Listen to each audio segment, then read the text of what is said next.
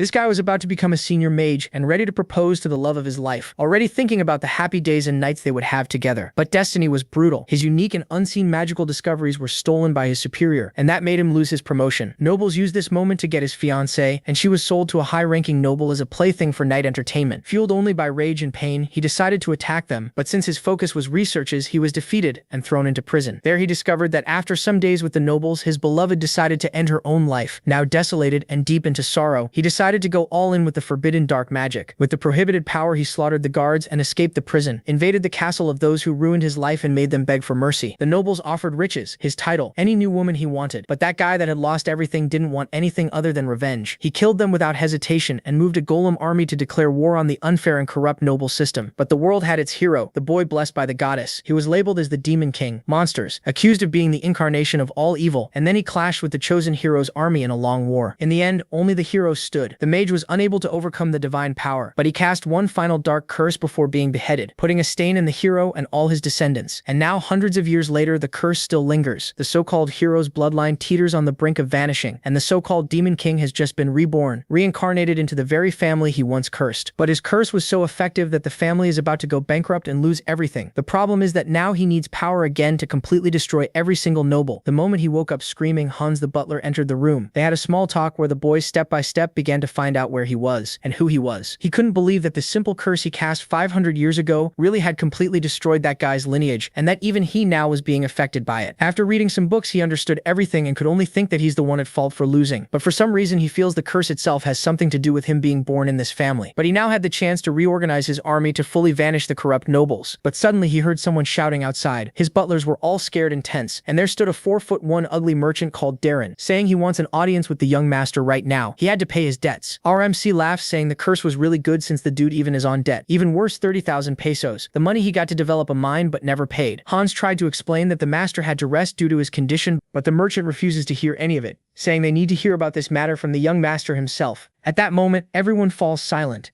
Then the man says that judging by their reactions, it seems they won't be able to pay it back right now. 30,000 pesos is no small amount, and because of that, he's going to make an offer. The only thing they have to do is hand over the giant in their house, which probably isn't even worth 30,000 since it's second-hand. That's why he says he's making a great offer. And at that very moment, the other soldier says that's impossible. They only have 3 giants in the entire house, so they wouldn't be able to defend the territory without one of them. Everyone keeps going with that annoying argument there. And the protagonist, watching everything from above, was just laughing, saying that idiot Laken should have seen this. Next, the merchant asks them to calm down, mentioning that personally he wants to take the giant and the entire mansion, but he doesn't want people to think they were the ones who took the great hero's house. And for that reason, he says he wants what he's pointing at. The furious soldier says he already told him he doesn't want the giant. But the merchant wasn't referring to that, but rather to the magic tower behind him. Everyone starts thinking about the proposal, since it's a better choice than the giant, as no one goes to that place anymore. That thing is practically useless now. And right then, the protagonist, looking at it, already more or less knew what was going on.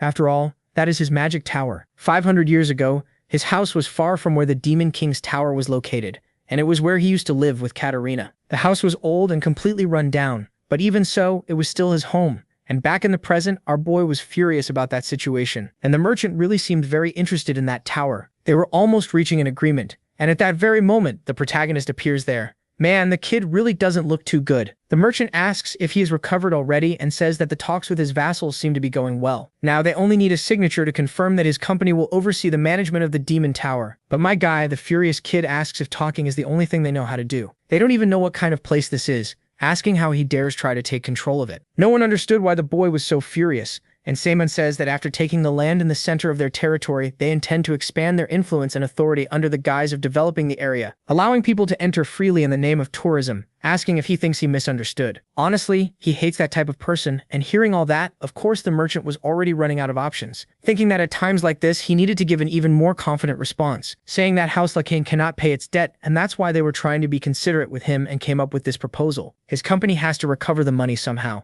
And Seaman says that at no point did he say they wouldn't pay the debt, declaring that in 10 days he will repay everything, including the interest, telling him to get out of his sight now. Man, the kid is really pissed. With that, having no other choice, everyone leaves, and the merchant says he'll see whether he can back up his words. With everything settled, one of the soldiers at the side says he can't believe what he told the merchant, saying that the vassals are truly surprised by his declaration. Seeing him get angry to protect his ancestors' achievements and honor was simply incredible. But Seaman wants to know what he's talking about. And the guy says he didn't know he took such pride in the family's honor. But my guy, of course that has nothing to do with it. Right. Then Hans asks if he may know how he intends to pay the debts. After all, that amount of money is basically enough to buy another giant. Right now they don't have enough collateral to borrow money, asking if he has any other solutions. However, the kid doesn't want to hear any of it, and as he starts to walk away, he says he'll pay the debt his own way, and they should just stand there and watch. And so time passes, and Simon was getting to know everything about that place. But of course he wasn't satisfied with any of it, asking if this isn't the family that killed the Demon King, and why there is absolutely nothing there, asking if they stole everything, though of course they wouldn't do that,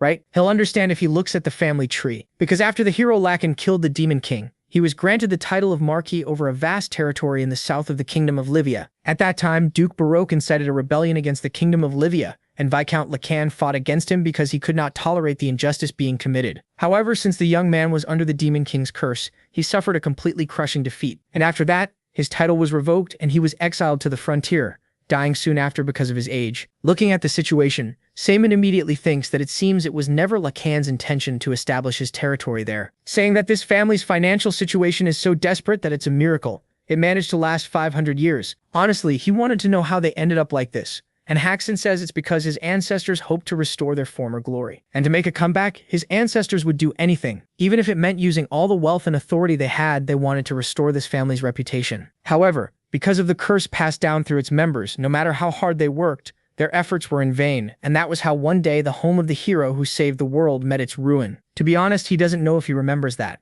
But the reason he lost consciousness for more than half a month because of the giant incident was because he was working to restore the family's reputation. He wanted to prove he had the qualities of a hero and pushed himself even harder. And hearing that, our boy just gets up from the chair, saying that in the current situation there isn't much they can do. The old man apologizes for everything, but surely there must be something they can do, and even if he has to give up his life, he'll find a way to gather the full amount to pay it back. However, Simon says there's no need for all that since he just thought of something. After all, they just need to pay the money back somehow, right? And man, of course, nothing good is going to come from this. And after a while, all the vassals were shocked. The brat had literally taken the statue of the hero Lacan. Hans was already losing his mind, thinking the statue had been there until yesterday, and asking where it could have gone. But that's not the most important thing right now, because he needs to find the Lord first. And at that very moment, a soldier appears saying there's a problem, because the Lord had left while security was vulnerable. Right away, Hans realizes what was going on, wondering what the Lord was planning to do. Meanwhile, the brat was hauling that statue on a cart. The carriage driver wanted to ask a question. Simon asks who he is, and the guy is surprised that he forgot. After all, his name is Phillips, and he serves him as his guardian knight, asking if he really intends to sell that statue. And the boy says yes, because it should bring in good money if they melt it down. The guy tries to say it was a very important statue, but of course Simon doesn't want to hear any of it, asking if those 5 centuries of history are going to feed him. The guy says he won't be able to pay off his debts just by selling that statue. However, Simon says that's only a small part of his plan. After all, he's going to use the money from the statue to gamble and win the 30,000. Wow, what an idiot. Hearing that, of course, the soldier is shocked, right? Asking what will happen if he ends up losing all the money. If he had known that was the plan, honestly, he wouldn't have gone with him. So they should go back now and beg forgiveness for everything that happened. But man, there's no turning back now. And Simon says that if he went back now, he'd have to explain why he left with the statue of the great predecessor. And if his reason was that he needed money to gamble, they definitely would never forgive him. Besides, he's sure he'd be permanently kicked out of the family if he went back now, right? They definitely wouldn't do anything to him since he's the lord of that place. But on the other hand, he'd be the only one cast out. Right then, man, of course the brat had already realized what had happened. And there's no other choice but to keep going, right? Simon tells him to think about what's best for him because he could end up becoming a penniless bum, or even become a hero who would bring honor to that blessed house. Telling the poor guy to choose already, with no other choice, they'll have to keep going, and the soldier thinks he heard that his personality changed after he woke up from the coma. But this guy is basically the devil himself. And a little later, the two were near a boat, and after getting on it, finally they head toward their destination. Sometime later, in a port city, finally they manage to sell the damn statue. Looking around, Simon says this place has certainly changed, and the boy asks if he's been there before. He says only a little, although it wasn't like this before. After all, back then it wasn't a place they could easily access because of a monster, and it was basically a deserted island. Anyway, 500 years have already passed, and it was definitely a good idea to go there. And so, time passes, and the two walk through the city, getting to know everything around them. And man, it's finally time to gamble. I can already tell nothing good is going to come of this. Simon, without wasting any time, already wanted to go into the establishment, but the boy asks him to wait. He needs to get a little air first, asking if he knows any way to win every game. And the brat confidently says that when it comes to gambling, your attitude is what matters most. But a few minutes later, the brat gambling had basically lost everything, and the guy on the other side of the table asks if he's going to continue. Apparently, he doesn't have any money left, so they should stop there, right? However, the protagonist had already made up his mind, ordering Phillips to bet the rest of the money. The guy gets nervous, but there was no other choice but to do it, right? And Simon, full of confidence, tells him to bet everything all at once. Phillips thinks the family was definitely doomed. And the guy on the other side of the table says he must be really nervous about their game. And Simon says that being anxious doesn't change the outcome. At that, the guy says that if that's the case, they should reveal their cards already. And completely confident in his hand, he already thinks he's won. But Simon asks him to wait, finally showing his hand. The man is shocked that he lost, and the protagonist, as casually as ever, says it was a good match. But my friend, the guy was not happy with the loss, saying that he probably used some kind of trick. And Simon says he knows very well that the people behind him are telling him all of his cards. Obviously, there was no way he wouldn't know that because all the nearby spectators are his subordinates. But the reason he kept falling for that trick was because he needed to touch literally every single card. Of course, he left a little mana in them, and that way he could control them with his marks. That's how he won. And then Simon tells him to admit his defeat already. But the opposite happened. And man, the guy sent a whole bunch of people after the kid, who says these idiots are still the same, even after 500 years. He doesn't have the same amount of mana as before now. But that's not a problem when facing them. At that very moment, a bunch of mercenaries charge at the protagonist, and Phillips, without wasting any time, draws his sword, asking how they dare turn against the sole heir of the Lacan family, which means he's probably prepared to risk his life. Right then, the guy wets his pants, saying he had made a grave mistake. But of course, it was already too late to apologize, right? Meanwhile, our boy was watching everything from afar, and a little later, they leave the place as casually as can be with a whole lot of money. And looking back, Simon thinks he thought that boy was only useful as a porter, but he's more talented than he expected. Anyway, the money they won today wasn't bad, but it'll be hard to use gambling houses after causing all that chaos. And changing the subject, he asks if there's any other place to make money besides betting houses. Philip says there's the Arena of Giants, because just like in the past, giants now fight each other in arenas. Depending on the fight, the amount of money earned can vary, but if he does well, he could make a fairly considerable amount. Simon becomes deep in thought, and the boy says to just trust him, because he used to be one of the best students at the Imperial Military Academy of Giants. So our hero agrees to go take a look at that place. But at that very moment, the two start hearing a noise from the other side of the street. Two soldiers were confronting a child, and Simon, watching the situation, thinks that although the world has changed, there are still things that never do. Some things decay and rot even more with time, but of course he's not going to let that happen so easily, right? And just as he was about to confront the soldiers at that very moment, someone else appears. The girl asks if they aren't the royal guard and whether they shouldn't be protecting the citizens, but instead they were doing the opposite, using violence against children. And looking at that girl, the protagonist is immediately surprised. After all, that woman looks extremely similar to his wife. Next, the soldier says that even if she were the princess, resisting would be useless. And she asks if he believes that locking people up like cattle in an environment unfit to live in was right. Those are innocent children who lost their nation and their family. And if they were guilty, she would be the first to be punished. After all, before being the princess of the kingdom of Volga, she is a refugee seeking asylum. The argument there keeps going, and Philip says the situation is getting ugly. And changing the subject, the protagonist asks if he knows who that woman is. He says she's quite famous in the kingdom of Volga, since she doesn't care about the noble's judgment. He doesn't know why, but he heard that their kingdom fell into ruin and never imagined he would see Princess Reina in a place like this. Hearing that name, Simon is surprised, thinking that no matter how much he looks, he definitely thinks that is Katerina, wondering if she had reincarnated like he did. But there's no way she could have the same appearance as before. At that, the girl starts helping the child, but then the soldier says he can't allow her to do that, otherwise they'll be punished. And seeing that situation, the protagonist immediately charges at the soldier. And while punching the guy, he thinks that even if time passes and the world changes, this trash will never disappear. At that, the girl says that's enough already. And then right away, the boy comes back to his senses. But the other soldier obviously wasn't going to let that slide. And Philip, stepping into the situation, asks if their imperial law is more important than a life. Right then, of course, the soldier had no other way out. And then the two of them leave, right? Without wasting any time, Saban, calling the girl Katerina, rushes over to her, asking if she was hurt. But of course, the poor girl didn't understand anything, asking who he is.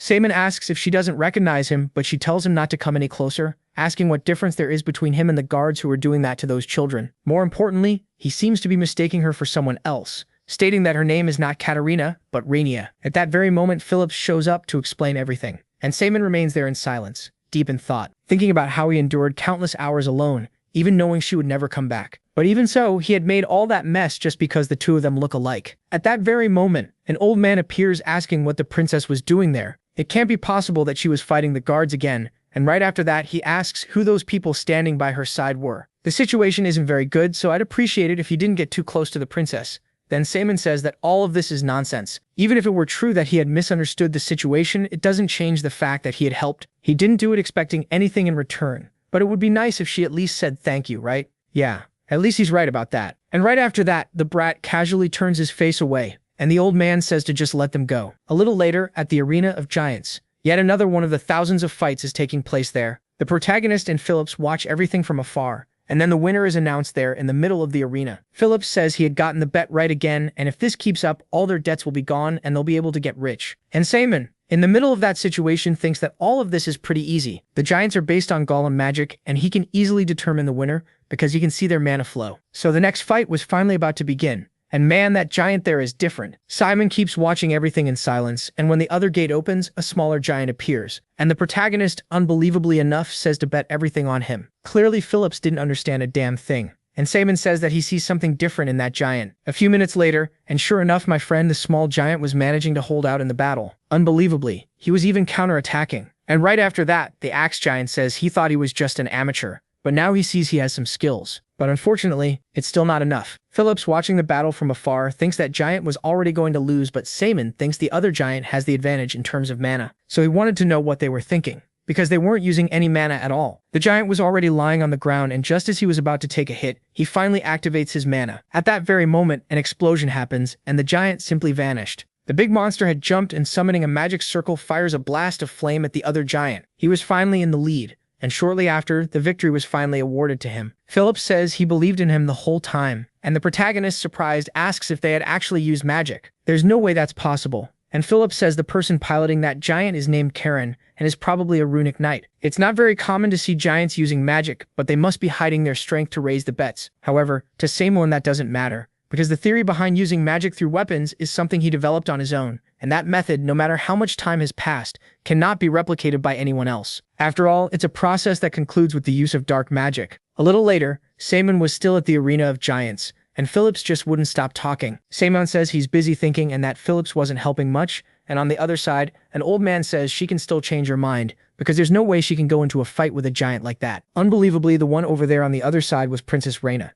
and the two of them just keep watching. The old man asks why she agreed to a duel like this, because she'll have to marry the count if she loses, and that's not a decision she can make lightly. But she says she made that choice carefully, because if she hadn't accepted, a lot of refugees would have been killed and gone hungry. In other words, to save everyone, this was the only way. The two keep arguing there, and the old man says that fighting with a giant that's falling apart obviously won't be enough to win. You want so badly to protect the refugees, but you don't value your own life. And right after that, Samian loses interest and says they should just leave already. And while walking through the place, he says she's definitely not Katarina, so there's no need to get involved in this, right? But then, the old man says she's just selling herself. The Count is a man who stops at nothing to get what he wants and has even threatened the refugees many times. Without the princess, the refugees will be helpless, and unless the Mana Stone is completely replaced, that giant won't even be operational. He should definitely listen to the old man. And she says she's aware of that, but even so, she can't give up, because if she loses without even trying, there won't be anyone left to defend the weak. And at that very moment, Simon cuts into the conversation, asking if he could take a look at the giant,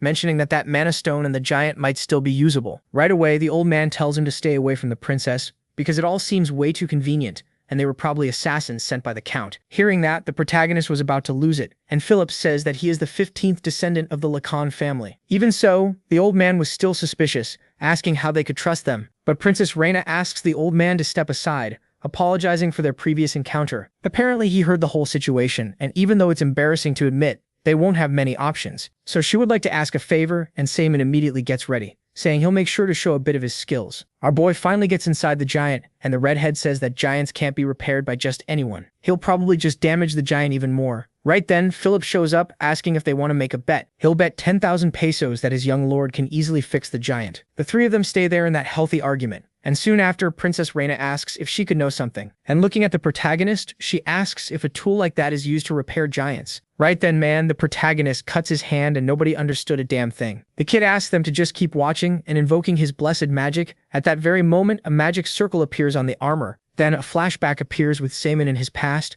asking his golem if it had really fallen into a place like this. They are immortal beings that drag their enemies into a hell, ordering it to answer his call once more. At that same moment, all the golems immediately rise up, and returning to the present, man, that giant starts working again. Nobody could believe what had happened, and Reina thinks she can't believe he was able to revive a dead magic crystal. She has never heard of such magic existing in her life, and surely the whole world would be astonished by an event like this. The kid gets down from the giant as if it were nothing. And the redhead was still suspicious, saying it must be some kind of trick, or that he might even have used black magic. Hearing that, Phillips gets pissed and asks if he's implying that the sole heir of the Lacan family was using black magic. And with no other choice, our boy says he'll explain, because the truth is that this is an ultra-secret technique passed down by the Lacan family, preserved and hidden for nearly 500 years. Wow, he really went with that. The redhead asks, what kind of family of swordsmen has a secret magical technique? However, Reina says that isn't important right now, and even if it were black magic, he saved countless lives. She doesn't know how she'll be able to reward him for that, but she wants to thank him and also apologize for what happened last time. And with everything settled, the girl says he got hurt because of her, so he has to let her tend to his wounds. At least, the shameless protagonist says she can make herself comfortable, and at that very moment, another person appears saying he can't find a certain knight named Andre anywhere. Then the scene changes to another place, and a soldier says that now the princess doesn't have any knight she can use, and it seems they somehow managed to repair the giant. The blondie asks if he didn't say their giant couldn't be activated, and the poor guy there on the floor apologizes profusely. However, he made a serious mistake, saying that he is definitely fired. Then the blondie asks if there wasn't any other variable. After all, there can't be even the slightest chance that Princess Reina would not be completely his. And soon everyone will know what kind of person the Master of Monarchy is. The scene then shifts to the Arena of Giants, and the commentators were introducing the fight between Princess Reina and the Count. The guy's giant is literally absurd, completely armored up. However, on the other hand, the other giant simply still hadn't appeared. Everyone in the stand starts getting nervous, telling them to give their money back, and the Count, full of himself, already thinks he had won. At that very moment, a flashback appears with everyone nervous because they no longer had a pilot. They had been betrayed at a crucial moment like this, and soon after, Simon asks if she can't participate, she'll have to marry the Count. And if that's the case, he believes he could help her with that too. Reina asks how he could do that, and Phillips says it's not that he doesn't believe in him, but he surely hasn't forgotten what happened the last time he tried to operate a giant. However, the kid tells him not to worry, and returning to the present, the armored giant finally appears. The spoiled Count, furious, asks if he didn't say there were no more pilots on the princess's side, and the poor guy beside him says he was sure of it, which means she probably hired someone else. But he's sure that person doesn't realize the importance of this battle. It's almost unbelievable that someone so desperate exists that they would dare stand by the princess in his territory. And there in the stands, the old man and the princess are relieved that they arrived in time. At first glance, the difference in the giant's performance is enormous. But the opposing pilot is also the champion of lamer territory. However, Simon there at the side says everything will be fine. Wait, I thought he was going to pilot the giant. Then the protagonist says that although he normally seemed a little slow, that man is actually pretty skilled. Man, it's Phillips who's piloting. The battle was about to begin, and the crowd in the stands wanted to know if they were really going to go into battle with a giant like that. Everyone starts making fun of that heap of junk, and the giant on the other side says he'll applaud the fact that he didn't run away. However, he should be aware of what this match is worth, and he certainly has no intention of going easy. And without wasting any time, he charges at the other giant. In the middle of that situation, Phillips thinks that, as expected, his power really lives up to his size. But man, the kid managed to block the blow. Just saying. Just because he's big and strong doesn't mean he fights well. At that very moment, the golden giant tries to launch an attack, but Phillips manages to dodge, thinking that this is really dangerous. And meanwhile, the battle keeps going. The pilot on the other side seemed to be under some kind of stress. After all, Phillips just wouldn't stop dodging the attacks, right? The old man says they won't win if he keeps running forever, and Seber continues just silently observing, thinking that the boy has already faced a bunch of knights before, so there's no doubt that he's a good knight. However, he'll have to find a way to teach him better later, and still continuing to run. Phillips says that guy never gets tired. If that's the case, then there's no other way, right? And then, in desperation, he lands an attack on the golden giant, but it didn't have much effect, and it only made the guy even more nervous. He raises his weapon, and then the commentator says that this is the champion's blessed finishing move. Phillips just watches, and at that same instant, an explosion happens in the arena. And when the dust settles, the golden giant says that's unbelievable. After all, he managed to dodge his attack. Next, Phillips says he has no choice but to win since the protagonist is counting on him. And summoning his power, he says he'll make him regret for the rest of his life, making him show this now. The guy is at full power. And the pilot on the other side is surprised to see an aura like that at such a young age, and it seems he has finally found a worthy opponent. But then, man, the Count appears on his screen right away, and man, the guy didn't seem very happy, right, about dragging out a match like this. With no other choice, the guy will have to activate everything at once. And now the fight is going to get more serious. My man, the golden giant charges at him all at once, delivering his blow. But at that same instant, he is counterattacked. Of course, the guy couldn't believe that aura and speed, wondering if that was possible. But then he remembers that person who had disappeared 3 years ago, who was the invincible legend of the giant arena. That's the so-called Phantom of the Black Knight. And then the guy is finally defeated. The stands go wild, and the guy in the golden armor says he never thought he'd encounter the Black Knight once again. Phillips asks if he happens to know him, and the warrior mentions that he had the chance to fight him in the Royal Arena 3 years ago. He disappeared after setting an impressive record, asking why he is in a place like this, who replies that since he's the Black Knight, it's only natural to help people in need. Anyway, he wanted him to keep the secret about who he is. And the guy says that's fine since he's gonna get fired anyway, right? Meanwhile, up in the stands, everyone was happy that they had won. And Saemin, observing the situation, thinks that this is probably already enough. He can finally leave without feeling guilty. Looking at the betting board, he thinks it's an easy world to make money in. A short time later, the protagonist was finally leaving that city. Raina says she doesn't know how to thank him for everything he did, and Saemin says she doesn't need to worry about that because everything he did was simply to help however he could. However, the girl says it must have been hard to help them like that, and she wishes she could have shown her gratitude, at least properly. But for Saemin, everything is fine already, because if they hadn't found her,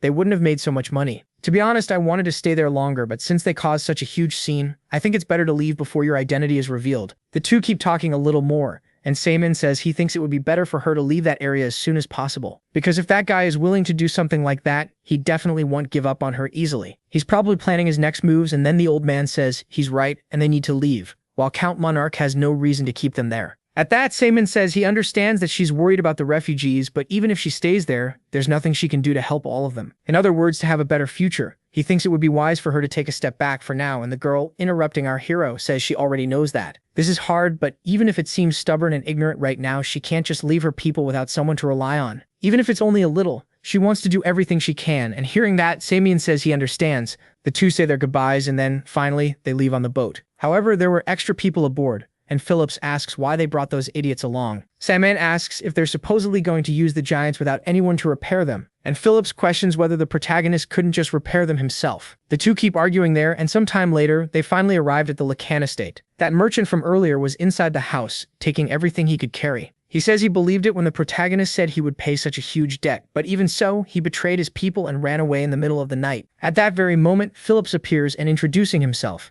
He says he is the young lord's escort knight. The guy stares at the brat and then asks where the protagonist is, who says he was there to deliver something to him. And opening the chest, the boy had a whole pile of gold coins. The merchant couldn't believe they managed to do that in less than a week. And now, unfortunately, he won't be able to take his territory. Right. At that, Phillips, making up an excuse, asks if they can't see that Lord Durham is busy, ordering them to load up that money and leave at once before they waste a single second more of his time. However, the man says there's no need to rush, because he'll wait a bit to receive the protagonist in person. Right then, Phillips gives a smile and taking out a letter says that it is a message from the young master to him. Now that they have paid their debt, he is considered a trespasser and suggests that he prepare himself if he intends to stay and make a scene. According to Article 36 of the Imperial Laws, nobles whose territory or a building under their care has been invaded have the right to execute the invaders. Boy, the brat thought of everything, and unless he doesn't value his life, he should return immediately. With that, my friend, the message has been delivered, and Lord Durham, without wasting any time, gets the hell out of the protagonist's estate. With everything settled, Phillips says that at least those people now know the young master is scary. But now they can all rest easy because they finally managed to pay off the debt. However, my friend,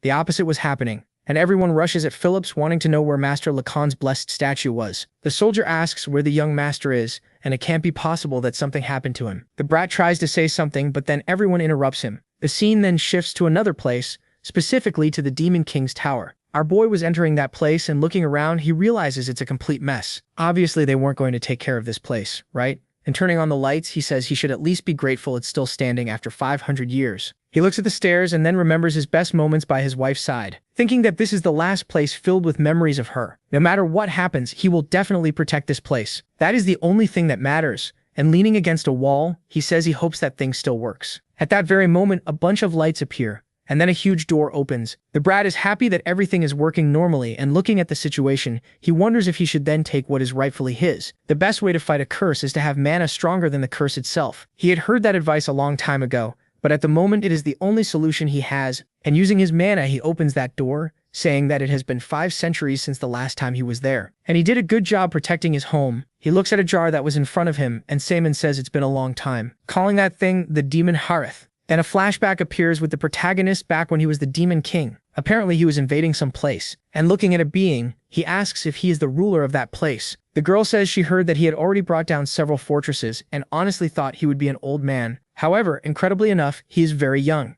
and because of that she is disappointed. It is quite impressive for a human, however, and since she is so moved by his hard work, she will show a little mercy, saying that he may ask whatever is on his mind. After all, it is only fair to satisfy his curiosity before he is killed. Next, Saemin says that she is the chattiest high-ranking demon he has ever met, asking whether a being like that gets ranked higher the more they talk. Then, my friend, the demon becomes furious, saying that he got that ignorance from defeating a few lower demons. However, she will show him that the demons there are nothing like the ones he has faced before. However, the protagonist tells her not to worry because he has not yet reached the point of going to the battlefield completely alone. Man, just look at the size of the golem. The girl is surprised, and right after that, at that very instant, the battle begins in the middle of that hall. The fight goes all out, and the two of them just keep watching. They stare each other down, and then finally, they go at each other one-on-one. And shortly after victory is finally given to the protagonist, the girl asks what he intends to do after converting her into demonic energy, or if by any chance he was planning to change the world. However, Saemon says she does not need to know anything, but either way she will be reborn as demonic energy. Then the scene finally returns to the present, with Saemon thinking that the process of bringing down that woman was much harder than any other. If you absorb powerful demonic energy the wrong way, many bad things can happen. He personally witnessed people turning into horrifying creatures because of it. He could not absorb it back then because of the high risk, but when he learned the correct method to absorb demonic energy safely, he had already reached the 9th circle and no longer needed it. And honestly, he did not expect to have to use it now, 5 centuries later. And after swallowing that stone, the kid starts feeling the effect immediately. And at that very instant, he seems to have some kind of hallucination. Looking around, our boy thinks this is probably the so-called realm of the mind. Apparently, he was not swallowed up by the demonic energy, so there is probably something else there too, right? In the middle of that smoke, there was someone, and man, it was that demon from before. However, she does not recognize our boy, asking who he is, and he thinks that it will definitely be hard to withstand all that with his current body. It has already been 500 years, but she still has this enormous amount of demonic energy. And then he says that he came there to borrow her power. And at that very instant, the girl apparently recognizes our hero, and grabbing him by the neck, she says that he is completely weak now. Honestly, she almost did not recognize him, and changing the subject, asks what brings him there. He says that he had already said it before, since he needs to borrow her power. However, she questions whether he is sure that will be possible, especially with such a fragile body. The enemy who imprisoned her there for centuries came there in a pitiful state, wishing for her strength, asking whether he does not find that funny too. And Saemon, meanwhile, can barely endure it, thinking that she could snap his neck at any moment. And taking his hand off the girl's arm, he asks whether she is okay with that. After all, he came there with a fairly decent proposal, asking whether she is simply going to kill him, thinking that the girl probably wants his body as a source of magic, so she probably will not kill him. Next, the woman, incredibly enough, lets go of the boy, saying that she will at least acknowledge his courage, asking whether he thinks he will be able to withstand her power, even with his circle destroyed. Saemon says that if he cannot, she can simply take over his body and there are no disadvantages for her, since she was trapped there for centuries. And accepting the offer, the girl casts her magic on the protagonist, saying that she will toy with him because of the time she was trapped there, and that he should at least be able to endure this. Watching the situation, Saemon wonders whether that is the so-called mind control, but the poor guy has no time to think. And the demon asks where all his pride went. Bluffing is the only thing he can do, asking whether she thinks he has the same mana and magic circle he had in the past. However, the kid says that even without power, with his circle destroyed, he would never become a victim of mind control. At that very instant, our hero disappears, and man, the one who was the victim now was the girl. She was about to be consumed by Saemon, but at the same time, the magic is undone. The girl says that she already knew that would happen from the start, but it is still impressive that he really reached the 9th circle. Saemon asks whether he has to show anything else, but she says she simply meant that even though he reached that level, it seems he was unable to change this world. However, he says that it is not over yet because somehow he will manage to complete that goal. Hearing that, the girl smiles, asking whether he will be able to reach the 9th circle once again, especially with a body like that. He is certainly very confident, but even if he housed her in his body, the 6th or 7th circle would be his limit for what he could cast. Either way, she will let him do whatever he wants with the world. And so she enters our hero's body, saying that he'll have to work hard so he doesn't disappoint her, right? The scene then finally returns to the mansion, and the kid didn't seem to be doing very well. Summoning his mana, he realizes that she's only at the 3rd circle, but just having a foundation is already more than enough. Anyway, if the demon Horeth had wanted to, she could have taken control of his body a long time ago, so he'll have to live up to her expectations. Since he knows the theory of enlightenment behind each circle, reaching the 9th circle probably won't be that big of a problem. However, gathering demonic energy to reach that circle will definitely take a considerable amount of time, and for that reason he needs to start acting immediately. And opening yet another door, he finds an old magic circle, saying that it has been resting for 500 years and it's already time to start working again. Placing his hand on the magic circle, the magic awakens, and Saemon says that now they'll have to help him with his plan. Then the scene returns to the city of Lamer, and man, I'm going to be honest, that Count didn't seem to be doing very well. He says that no matter how much he thinks about it, there's something very strange going on. Even if the difference in performance between the giants was 5-fold, losing like that was unacceptable. He was probably working with Reina in secret, but of course the guy says he would never do that and swore loyalty to him a long time ago. However, that isn't enough to convince the Count, asking if that's all he has to say. And having no other choice, the young man says he knows something about the pilot of the other giant. 3 years ago, he faced him in the Imperial Arena of the Giants, and he was a knight famous for never being defeated. They left not long after that, so probably no one knows his identity.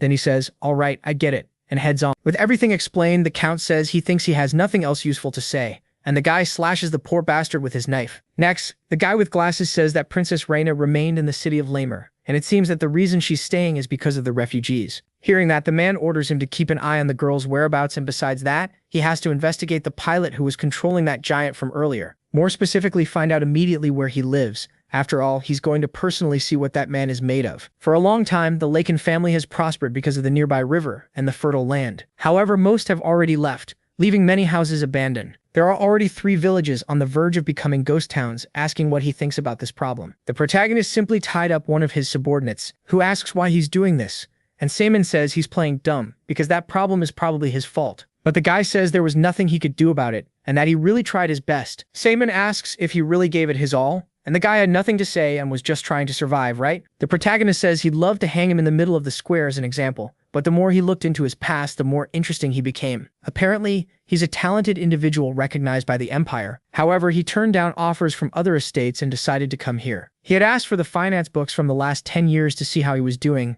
and he really brought him everything in one day without a single mistake. Honestly, he's very useful, and hearing that, the old man gets all happy, saying he's very good at arithmetic. He can solve all kinds of math problems in his head, and then Simon says that's exactly the problem. And grabbing the guy by the collar of his shirt, the young man literally throws him off the mountain. The protagonist follows along after him. Meanwhile, and then the guy falls down there. Not understanding anything, he asks what the protagonist was doing, and looking up, he realizes there's a town there, wondering if those people really are residents of the Viscounty. It's impossible that this could be happening, because there shouldn't be a single slum like this. Seven in turn asks what it's like to see the village with his own eyes and says you can't reduce human life to numbers alone. He needs to spend time with them and find out for himself what's happening in the Viscounty. And if he can't find the cause, then he won't be working for them anymore. The guy asks if he's going to fire him, and Seven asks if he wants to give up now. And right then, my friend, the guy immediately goes to meet the residents. And Simon thinks it's fine just watching the Lycan house there, but there's a better time for that. After all, before anything else, he needs to improve this place so that he can increase his circle. The scene then shifts elsewhere, with the others unable to believe that the protagonist paid off all the debts just by gambling. Philip simply confirms that it was true, and the others say the family's image will fall if people find out about this, asking why Phillips didn't stop him. Then one of the soldiers calls out to Phillips,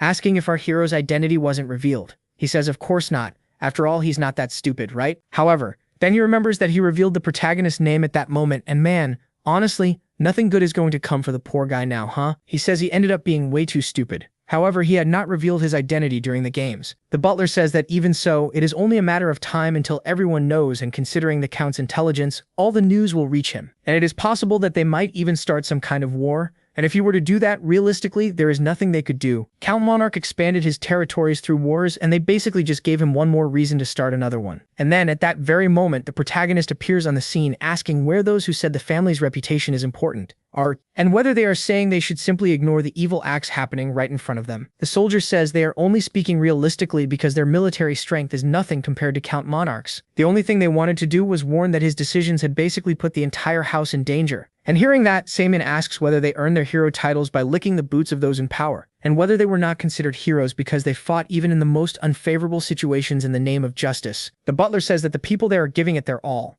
and then the protagonist asks whether the problems have been solved. Even so, they are making this huge fuss just because he had made a bet. The two keep arguing there, and Simon says that having a good reputation does not fill empty stomachs. His duty is to protect the people, and the people of the Viscounty are starving and dying because the living conditions are completely unbearable. Even so, he does not have the ability to prioritize things properly. Wow, the protagonist is absolutely roasting these people. Honestly, he will not tolerate this kind of behavior again, and surely everything will change from now on. If you believe his orders are wrong, you may leave whenever you want, and those who cannot follow his orders will be dismissed. Approaching Phillips, he says that the boy did very well and is as skilled as the captain. Hearing that, the kid is surprised, and Simon says he thinks it is only fair that someone so skilled should be the captain of the Knights, asking what Rogers thinks, who says that whoever wins the duel will be appointed captain of the Knights. At once, Phillips becomes desperate, saying that this is his uncle, the one who taught him how to use a sword. However, the guy, unbelievably enough, accepts, saying that until now he had never had the chance to prove his skills. Simon says he hopes he is as good as he thinks he is, and a short while later, the two were finally about to begin their duel. Philip says he will do his best, and the two draw their swords.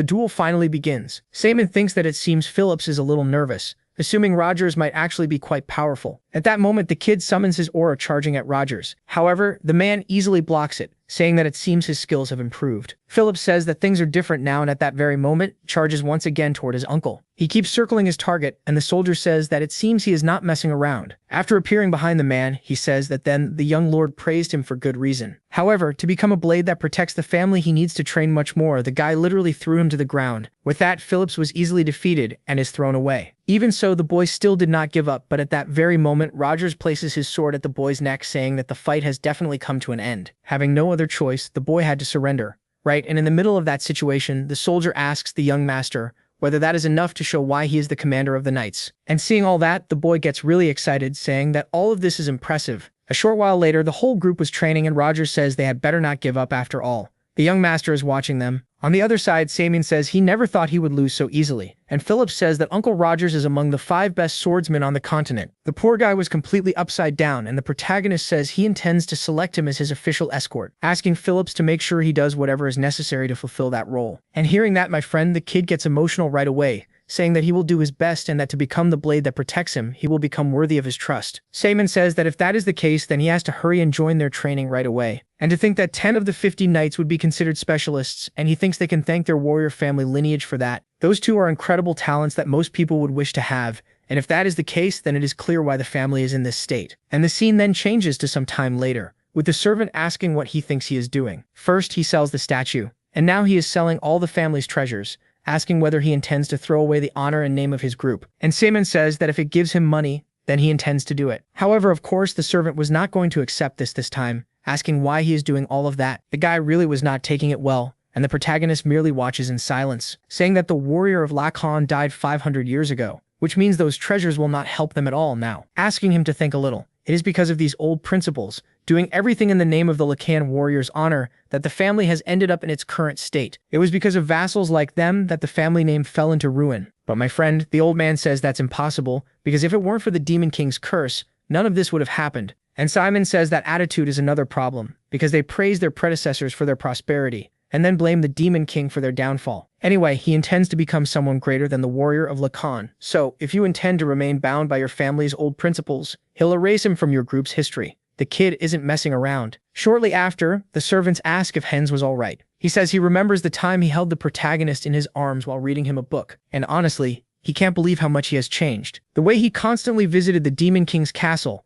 had no explanation, which means he is certain that he must be the Demon King's curse. The scene then shifts to the protagonist. Phillips asks if he can't follow Hans's advice at least this once, because what he just said was very insensitive. However, our hero says his thoughts are a little different. After all, he doesn't intend to give Hans even a single moment to think. Anyway, they can talk about that later, asking whether he finished the task he had given him. And a little later, the scene shifts somewhere else. Samian says that this is different from what Phillips said. The guy in the cell was completely worn out, and the young man, noticing someone was outside, asks who they are. At that very moment, our hero begins to feel that immense pressure, thinking he is certain that this is the power of a 5th circle. Or maybe it could be even more powerful than that. And the guy who was not friendly at all speaks again, telling them to answer who they are. At that, Samian says he heard he had been locked up there for a long time, but it seems he was doing just fine, asking what the Fife's only Iron Mage is doing wasting away in a place like this, and realizing who it was, the old man asks why the young lord would set foot in a place like this because of him. He asks if he thought he would do nothing while someone loafed around in his territory. He heard that he had been harming himself by abstaining from food and drink,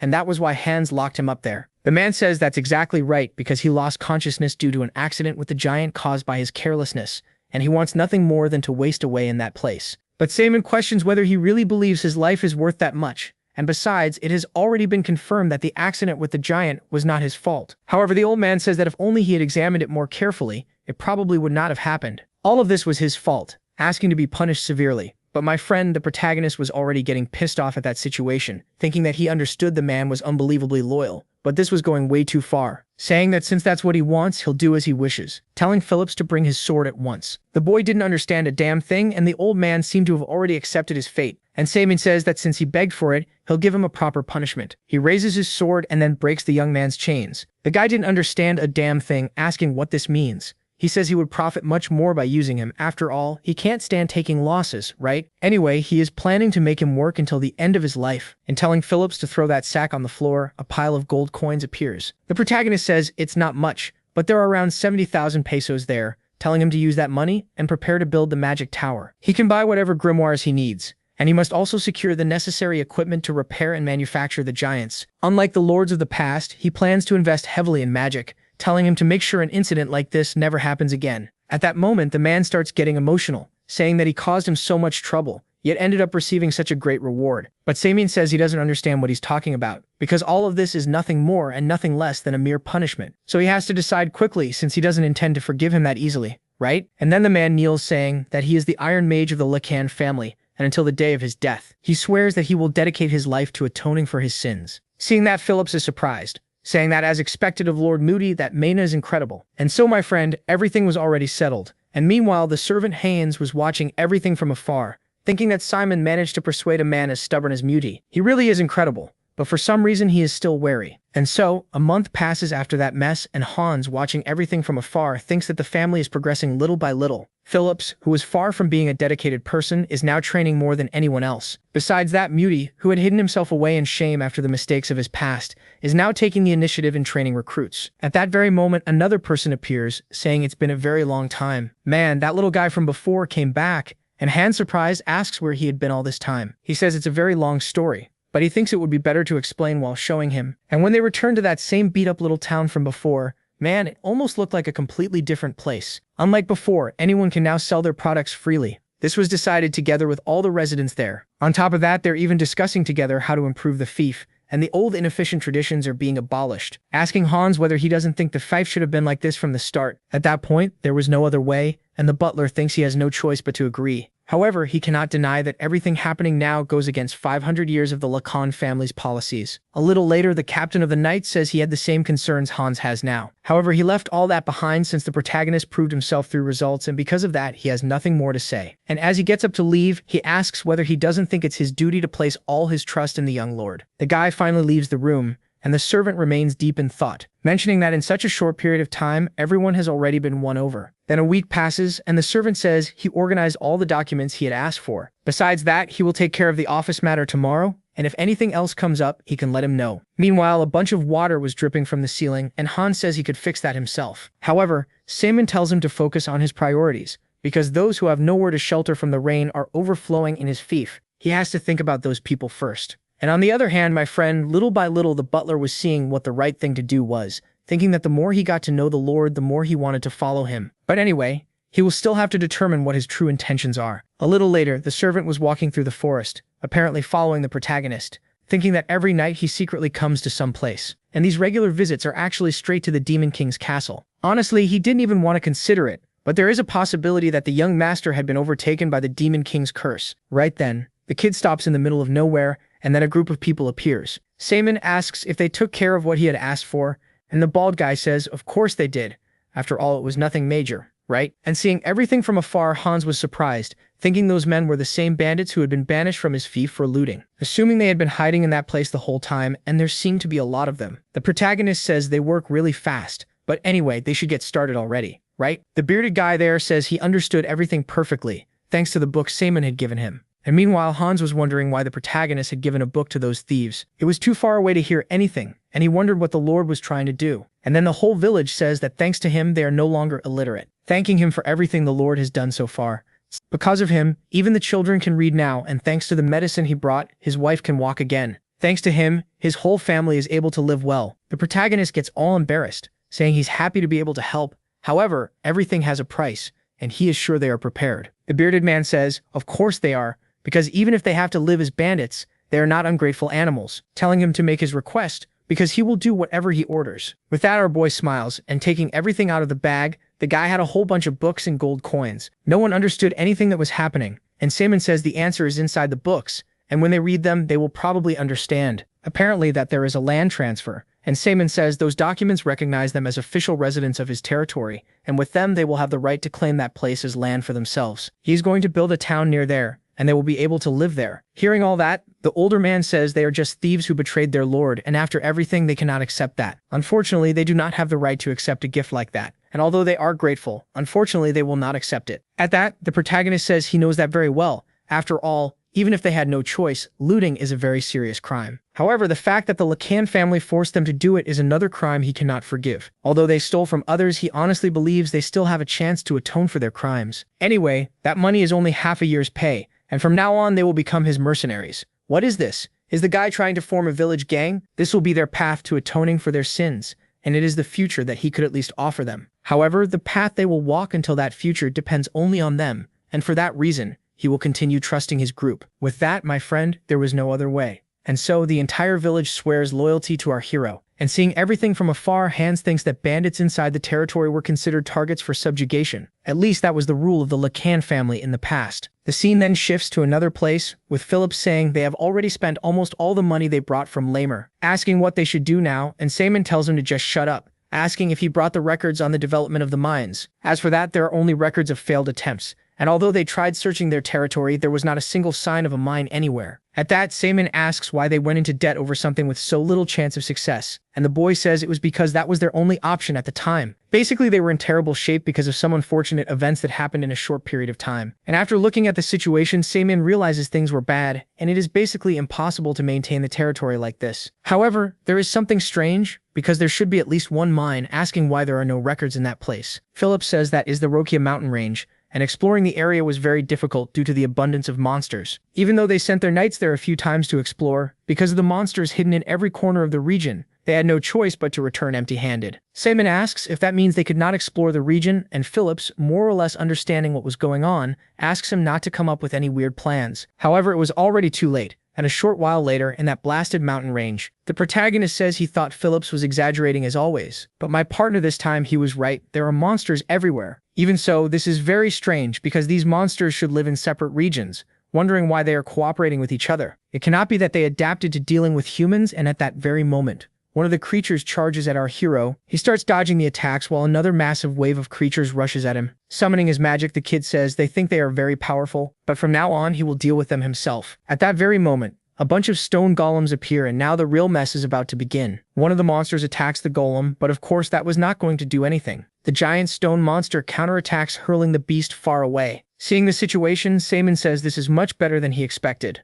And as time passes, the golems keep defeating more and more of the creatures that were in the forest. Even so, those things keep appearing, and he understands why the knights have failed until now. Dealing with all that is definitely difficult, but obviously it is not impossible. At that very moment, another monster appears, and judging by its aura, it is probably the leader. With no other choice, the protagonist will have to join the fight himself, and advancing toward the monster, he says he really does not have much time to spare. He places his hand on the orc's head, trying to use some kind of brainwashing. Apparently it worked, and a few minutes later, that big beast was under the protagonist's command too. Now the tables have completely turned, and with no other choice, the monsters finally stop attacking him, and the boy, full of confidence, says he will not hurt anyone as long as they take him to their leader. A few minutes later, Simon, releasing one of the goblins, says he has a question to ask. He had heard there is a place where dwarves come and go, asking if anyone knows anything about it, but all the monsters remain silent. And Simon thinks he expected that, of course. However, right then, one of the monsters tells him not to worry, and kneeling down says he will guide him to that place. So after some time passes, the kid is standing in front of a pile of rocks. The boy asks if this is the entrance, and the goblin says that is exactly right. Apparently, all of that is the remains of an avalanche,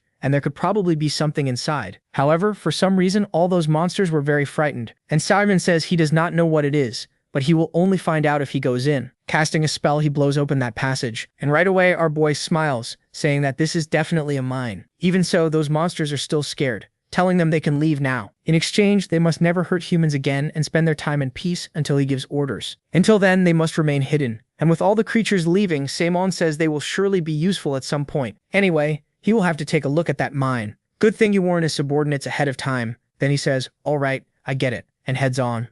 In the past, with their overwhelming techniques and strength, humans basically oppressed the other races. They basically wanted only humans to remain across the entire continent. And that is why Simon, known as the Demon King, began burning down one kingdom after another. In other words, to the other races, he was basically their savior. The scene then shifts to the Demon King's tower, and the protagonist, in his glory days, was sitting on his throne, saying that there are not even 10 surviving compatriots left. The monster remains silent, and Simon tells them to make a base for them in a different territory and have them do the construction work. The monster, overjoyed, simply gives thanks, and Simon asks if there is anyone else left. And soon after, someone shows up, saying that apparently he's the last one, asking if it's really okay to make an old man wait so long. The protagonist is surprised, thinking he can't believe a dwarf a race from the Earth known for having the greatest technology, came all the way there, saying that honestly he never dreamed he would get to meet an ancient dwarf. And the guy says he's quite smart, since it wouldn't be easy to tell just from his appearance. Saman then asks why he came there and says he can't believe that not even humans would be a match for them. The dwarf says humans lack technology and destroy nature indiscriminately, and because of them many ecosystems were ruined. Hearing that, Samian asks if he's saying he intends to help someone who plans to wipe them out. The guy says that's exactly right, because if he does that, then they'll use their technology to improve his base. But then my buddy, the protagonist, says that he's human too,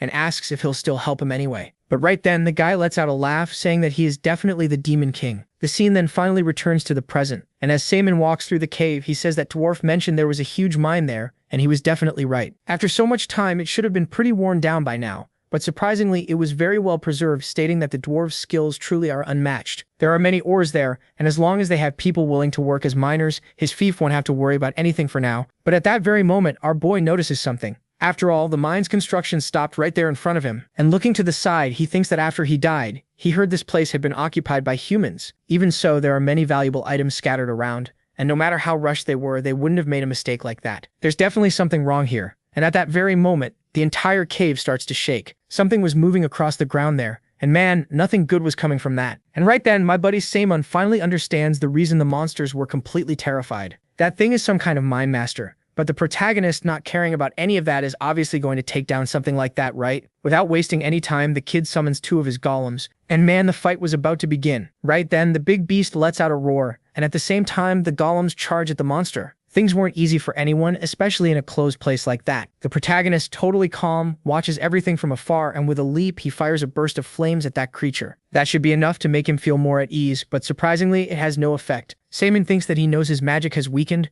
but even so, that thing managed to withstand his attack without even getting a single scratch. At that very moment, that thing manages to break free from the golem's grasp, heading straight for our boy. But of course, it wasn't going to be that easy, right? And the golem grabs that thing again. Even so, the terrifying beast didn't give up, and charging at one of the golems, it manages to throw it far away. The protagonist is surprised by that. And meanwhile, that thing was looking at some ores. I don't know how, but the monster absorbed all of them, and somehow it managed to evolve. As usual, a few minutes later, Saman wonders where that thing came from, because no matter what skill he used, it wasn't causing even a bit of damage. Since there's no other way, he'll have to bring a giant there. But my buddy, because life is never that easy, a giant crystal ends up falling at the cave entrance. That thing simply blocked the exit, and Saman says it's definitely much tougher and smarter than he imagined. But at that very moment, he realizes something. If a monster that size had been wandering around outside, it should have left marks through the forest, assuming it can only live in mines. And if that's the case, then it doesn't make sense to bring the giant there, right? To be honest, things are going to get more complicated, but if he at least knew its weakness, he wouldn't have so much trouble. Then the boy keeps staring at the creature,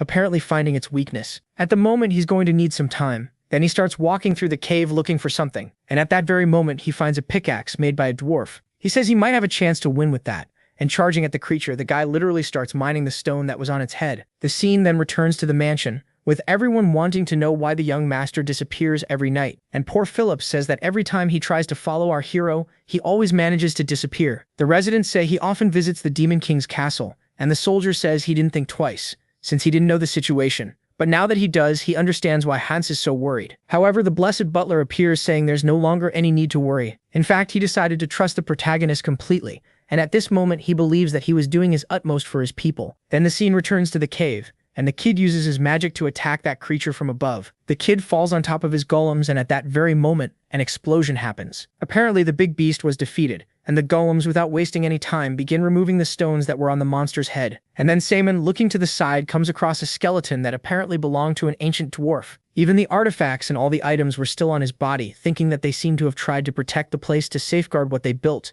Anyway, he hopes that was enough, since now he has a place to rest, right? Besides, he hoped he would understand that even if he took all his things, that doesn't mean he has bad intentions. The scene then shifts to the mansion, with the guy with glasses reading the protagonist's message saying he had found a mine. That place is full of ore, and most importantly, there are no signs of monsters. And after hearing all that, the mage says he thinks they need to prepare equipment to dig the tunnels. However, Hans says that won't be necessary, because the tunnels were so well preserved that it's as if someone had been working on them. With the right workforce, they could definitely generate significant profits. Meanwhile, Saman was listening to all of that in silence, thinking that the foundation of the territory was steadily taking shape, little by little. Basically, he moved the monsters into the mountain range to prepare for any unforeseen territorial wars, and if necessary, when the territory's forces are not enough, those things will definitely serve as backup. Right after that, Hans calls out to the protagonist, saying that all of this is thanks to him. However, the kid says that all he did was finish what all of them had been doing. If they don't want to live like before, they can't let their guard down and lose themselves. Even the slightest lapse in focus will definitely leave them all behind. Changing the subject, he has a request to make, asking if he can be trusted to manage the territory while he's away. The butler asks where he was going, and the boy says to get the details from Phillips, who says that, basically, the young lord has decided to buy a giant, and right then, the captain of the knight's fleet appears, saying not to worry, because he'll make sure no problems arise while accompanying him. They start arguing right there over who will accompany the boy,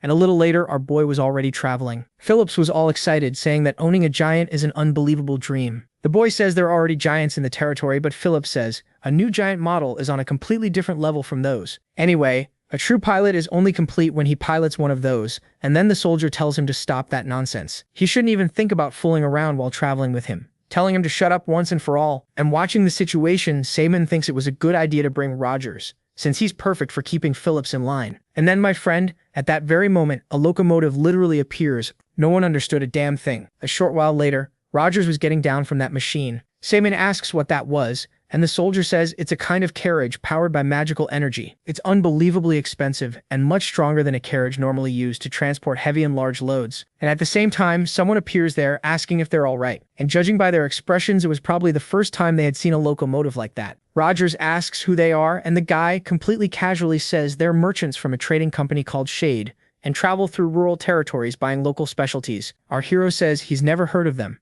and the guy says of course, since they only started recently. Changing the subject, he looks strangely familiar, asking if he happens to be the lord of some noble family. The protagonist asks why he suddenly wants to know that, since he's never seen him before, and he, making up an excuse, says that merchants are always salesmen, so they try to build relationships with lords like him. That said, he's probably a lord from a promising family. However, the kid says he's not exactly very well known. Then the merchant's expression instantly changes, and he says he's gotten so used to sales talk that maybe he was too direct. And Seaman, ignoring the guy, says they're very busy, so they'll continue on their way. Everyone leaves as if nothing happened, and the guy kept staring at a piece of paper, saying that he thought he'd have to go all the way to the Lacan family's estate to find him, but never imagined he'd run into him there. And on that list, man, I can tell this won't end well. Our boy is the only one without an ex. The scene then shifts to another place, and Phillips says the people they met earlier even seemed like mercenaries. Rogers says he thought so too, and there's no way a group of merchants who just started would have something like that. More specifically, that man is very suspicious, and the people behind him didn't look like merchants either. Our boy just listens to the conversation in silence,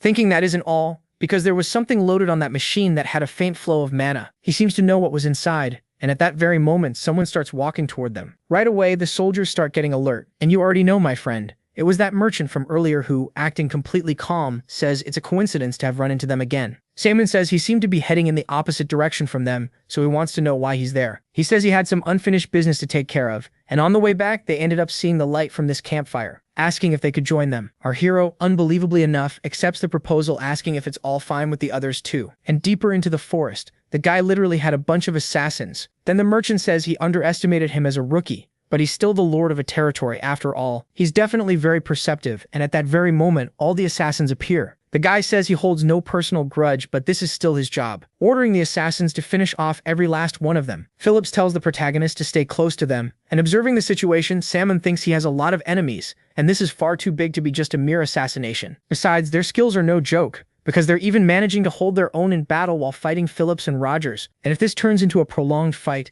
they'll definitely be at a disadvantage. At that very moment, an assassin was about to strike the protagonist, but of course Rogers wasn't going to allow that. Even so, the assassin managed to block his blow, and the soldier asks if our hero was okay. He thinks these guys aren't mere assassins or bandits, and that, without a doubt, every one of them is a highly trained knight. The fake merchant continues to observe the situation, and raising his hand instantly, a shadow appears above the two soldiers. Man, a massive giant appears, and the merchant says it would be wise for them to surrender now. Right away, Seaman thinks that was the energy he had sensed before, and having no other choice, he tells Phillips and Rogers to close their eyes immediately. The two do as the boy asked, and right after that, the kid unleashes his dark magic. After delivering the blow, a huge explosion erupts there, and nobody can see anything. Then an opportunity appears for the group to escape, and of course they were going to take it. The merchant, still affected, tells everyone to pull themselves together, and one of the assassins says they were never told the target could use magic. The scene then shifts to the group that had already escaped. Everyone was surprised that the protagonist had managed to handle everything in a situation like that. Who would have thought he had so much talent for magic? And Phillips says that he is, without a doubt, a one-of-a-kind knight. But the kid doesn't want to hear it, saying that if they have the energy to keep yapping, they need to run faster. Thinking it was lucky they had camped in the forest, because if it had been out on the plains, they definitely would have already been caught. Since it's nighttime, it'll be hard for them to track them, so they need to put as much distance as possible between them right now. But my friend, that didn't last long. And right then, the gang of assassins appears. They manage to catch up to our protagonist, who is surprised to be getting overtaken like this. But Rogers tells him to keep running, and Philip says these guys don't even have half the numbers they had before. The protagonist asks if they'll be okay, and the kid tells him to trust them, because they haven't even shown their true abilities yet. And with that settled, there was no other choice, right? And Simon says he'll leave the rest to them. Then, my friend, the real chaos is about to start now. And at that very moment, Phillips charges at the assassin with his aura, saying that from here on out, he'll show what he's really capable of. Meanwhile, Rogers was still furious that they had tried to hurt the protagonist, and the guy charges at the soldiers, fueled by nothing but rage. And since they pointed their swords at House Lacan, they'd better be ready to pay the price. The scene then shifts to a city which was completely engulfed in flames, and Reina was watching it all from afar. The old man says she must leave there immediately, but the girl, being as kind as she is, says she can't abandon the people and flee on her own. But the townspeople say they'll be fine. And having no other choice, the old man takes the girl's hand, saying that for the sake of the people she needs to go. Then time passes once more, and the city was consumed by flames. Some people sadly weren't fortunate enough to make it out alive, and the girl, seeing all that, can only apologize. At that very moment, someone appears saying it's been a long time since he last saw the princess. The one there was the Count, who says that lately they've been focusing on disciplining the soldiers. That's why they've been conducting nighttime training to ensure the citizens' safety at night. Then the old man already knows, of course, what had happened. But there's nothing he can do about it, right? The Count says he had already told the princess before, saying that the one making things difficult for her people is, in fact, her. Either way, she'll live in despair and regret for the rest of her life. Man, this guy is a piece of shit. And hearing all that, the girl thinks that she definitely would never forgive him. Thus, the scene returns to the forest, with Simon realizing that no one is following him anymore, and he still doesn't know who is behind the enemy. And they even have the power to mobilize a giant. In any case, he may have to return to the territory and prepare for war. But at that very moment, our boy notices something. And in front of him, there were two giants, along with a considerable number of assassins. The merchant says he underestimated him, asking if they should consider this a draw. But who would have thought the heir of a hero's family would resort to such insignificant magic? The protagonist asks if he didn't like his magic. But even if that were the case, going this far just to capture a mere teenager was kind of insane. Hearing that, the merchant merely smiles, saying that it's interesting to give it your all, even when hunting a rabbit. And hearing that, the protagonist immediately starts laughing, saying that they separated him from his escort knights and thought they had still cornered him. Hearing that, the guy is surprised, wondering if Simon was still so calm even in a situation like this, wondering whether he had already given up or even gone mad. If you're trying to buy time, it's useless. And Simon, summoning his magic, says that none of them will survive. A huge magic circle appears, and you already know what's going to happen now, right, my friend? The merchant just watches everything in silence, and now the real mess is about to begin. Like this, a whole bunch of golems appear, and no one understood what was happening. Then he says, "All right, I get it," and heads off. Even so, the merchant tells them to stay calm, saying that golems were only threatening in the past, and they mustn't forget that they still have two giants. Even dozens of golems would be no match for them. Declaring that whoever brings him the young master's head will be named the next knight commander. Hearing that, of course, the assassins get fired up, and without wasting any time, they all charge at our boy. He says they'll find out whether, after 500 years, his golems are really useless. He uses his puppet skill, beginning to control all the golems at once. The assassins are shocked by that speed, and the merchant, furious, says those are just mere golems. And Simon says that if they keep underestimating them like that, they'll only regret it after they're dead. Every movement our boy made, the golems copied, and after that creature punched the ground, no one understood anything. Some even assumed he wasn't able to control those things properly. However, Simon says he'll give them a piece of advice, stating that understanding the battlefield is the basis of any strategy. At that moment, the merchant understands what was happening, and out of nowhere, the ground starts collapsing. The assassins fall in freefall, and Simon says he had already warned them before. He attacks everyone with his golem, and everyone gets sent flying. Nothing was left, not even of the giant, and with everything settled, Simon says he should have at least kept someone alive to find out who was behind this. But completely out of nowhere, our boy is attacked, and unbelievably, it actually works.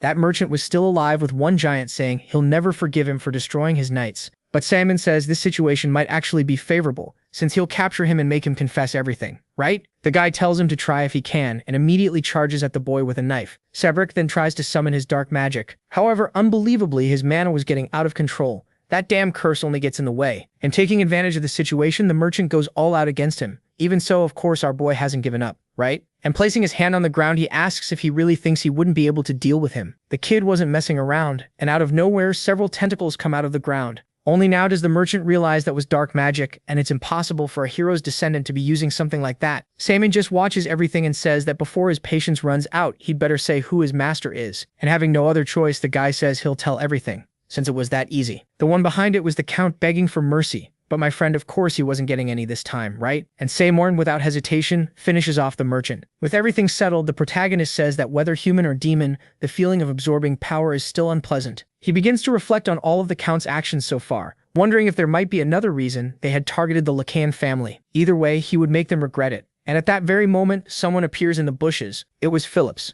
And Saman says they arrived faster than he thought. Either way, they should leave quickly. And sometime later, Roger says the Duke is probably behind this. Anyway, the protagonist should return to the territory to reinforce the troops even more, because there's no guarantee something similar won't happen again. However, Saman says that after suffering so much damage, the enemy won't move easily, and now is the best time to secure a giant. Roger says they can't get there without a carriage, but the kid says of course they have one, right? A short time later, the three of them were already inside that locomotive, and Phillips was happy that everything had ended without any incident. And observing the situation, Saman thinks he had almost been killed because of the curse. The power that stopped the black circle in his heart was definitely because of the curse, and even recovering the power to contain it, it still seems insufficient. He wanted to know who in the world could cast such a curse, and the scene shifts elsewhere. The other merchant from before was trembling like a leaf. He was standing before a hooded man who asks if his name is Duren. The little mustached man says that's exactly right, asking why he had called for him. He asks whether he remembers the directive to secure the Demon King's fortress. He says his guild was almost successful, but an idiot had interfered. And hearing that,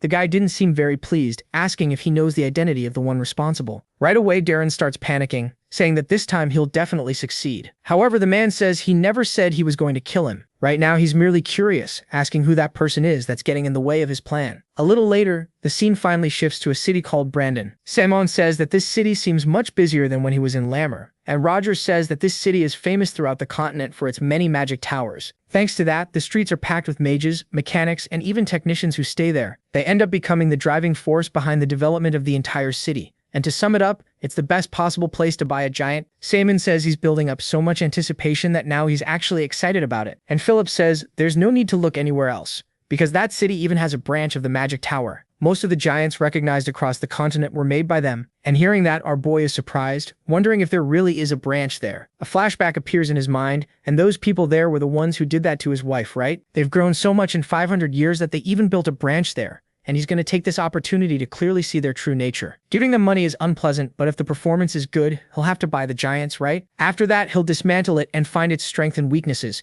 creating something even better. A few minutes later, a soldier says that this place isn't open to just anyone, and only those with the rank of Baron or higher may enter. Hearing that, Samo says that's very rude, asking if he's judging him without confirming his status. And Philip says that is Luke, heir to the barony, Lacon, demanding that they show respect immediately. But right then, the soldier laughs, asking if this isn't the family famous for being poor, and they don't even have the money to buy a giant, much less repair one. At that moment, the two soldiers start getting heated, but Saman tells them not to mind them, because there's no need to bother with that kind of person, thinking that even after 500 years, they're still rotten. In any case, the scale is much bigger than he thought, and it's on a completely different level from the magic towers he's seen so far. Assuming that the giants from this workshop must come out in impressive quality and quantity. At that, Saman says their disgusting attitude remains the same. And as he starts to leave, he says that for people who threw away basic manners, there's no need at all for him to spend money there. A little while later, Rogers was furious, apologizing for his lack of commitment. Saman says that if the guards are like that, the inside of the tower must be much worse, and for now they should look for another magic tower. Thinking that he'll let it slide for now, since buying a giant is the priority. However, my friend, once everything is done, he'll make sure to get proper revenge. The scene then shifts elsewhere, with Rogers saying that this is one of the top 10 magic towers,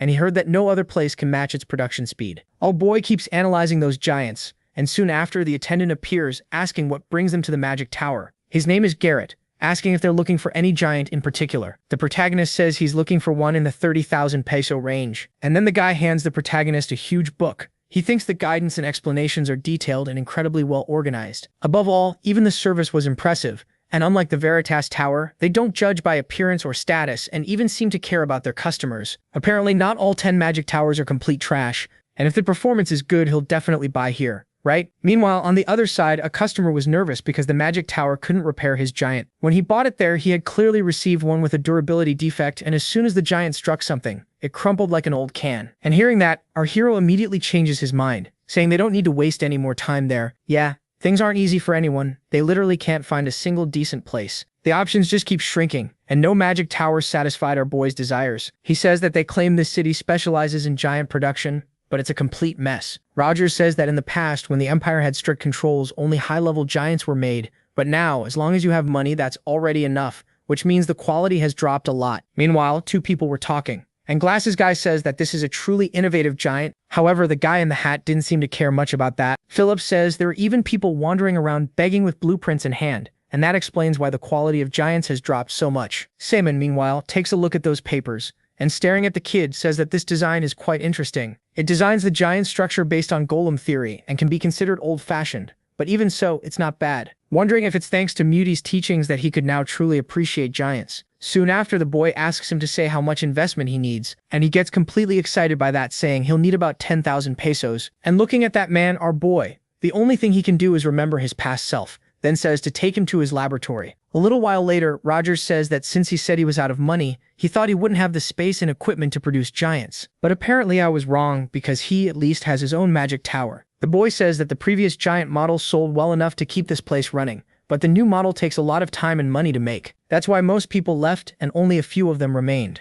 Entering the tower, the young man says they must have had a hard time getting there, but there's no need to rush, and they can look around as much as they want. At that very moment, our boy is surprised, starting to stare at that giant, and the boy asks if he knows Sting, and Simon says he had seen him once before, thinking that this guy definitely has some kind of ability. The boy says that the exterior may look similar, but even so, the machine is completely different from the previous one. They applied their latest technology and redesigned it from scratch. Simon asks how long it will take for it to be ready, and the guy says the hardest work is already done, and all that's left are the final adjustments. It'll probably take around 1 to 2 months, and since they're short on staff, it could take even longer. And the protagonist says that if that's the case, he'll invest double, asking them to hire more technicians and finish it in a week. And right then, my man, the guy gets totally hyped, and going through a door, he starts telling the whole tower that they could begin working. Besides that, also they would be getting much better pay this time. The people there weren't doing very well, and the boy says the giant's progress had stopped at approximately 67%. But, my man, they're not going to waste another second. And Phillips, looking at all those people, asks the protagonist if he's sure he wants to see all of this through. But he says not to worry, because he knows very well what research-obsessed mages are like. Anyway, he's eager to see the moment when this place rises up to join the 10 best magic towers there. The night finally arrives and everyone was asleep.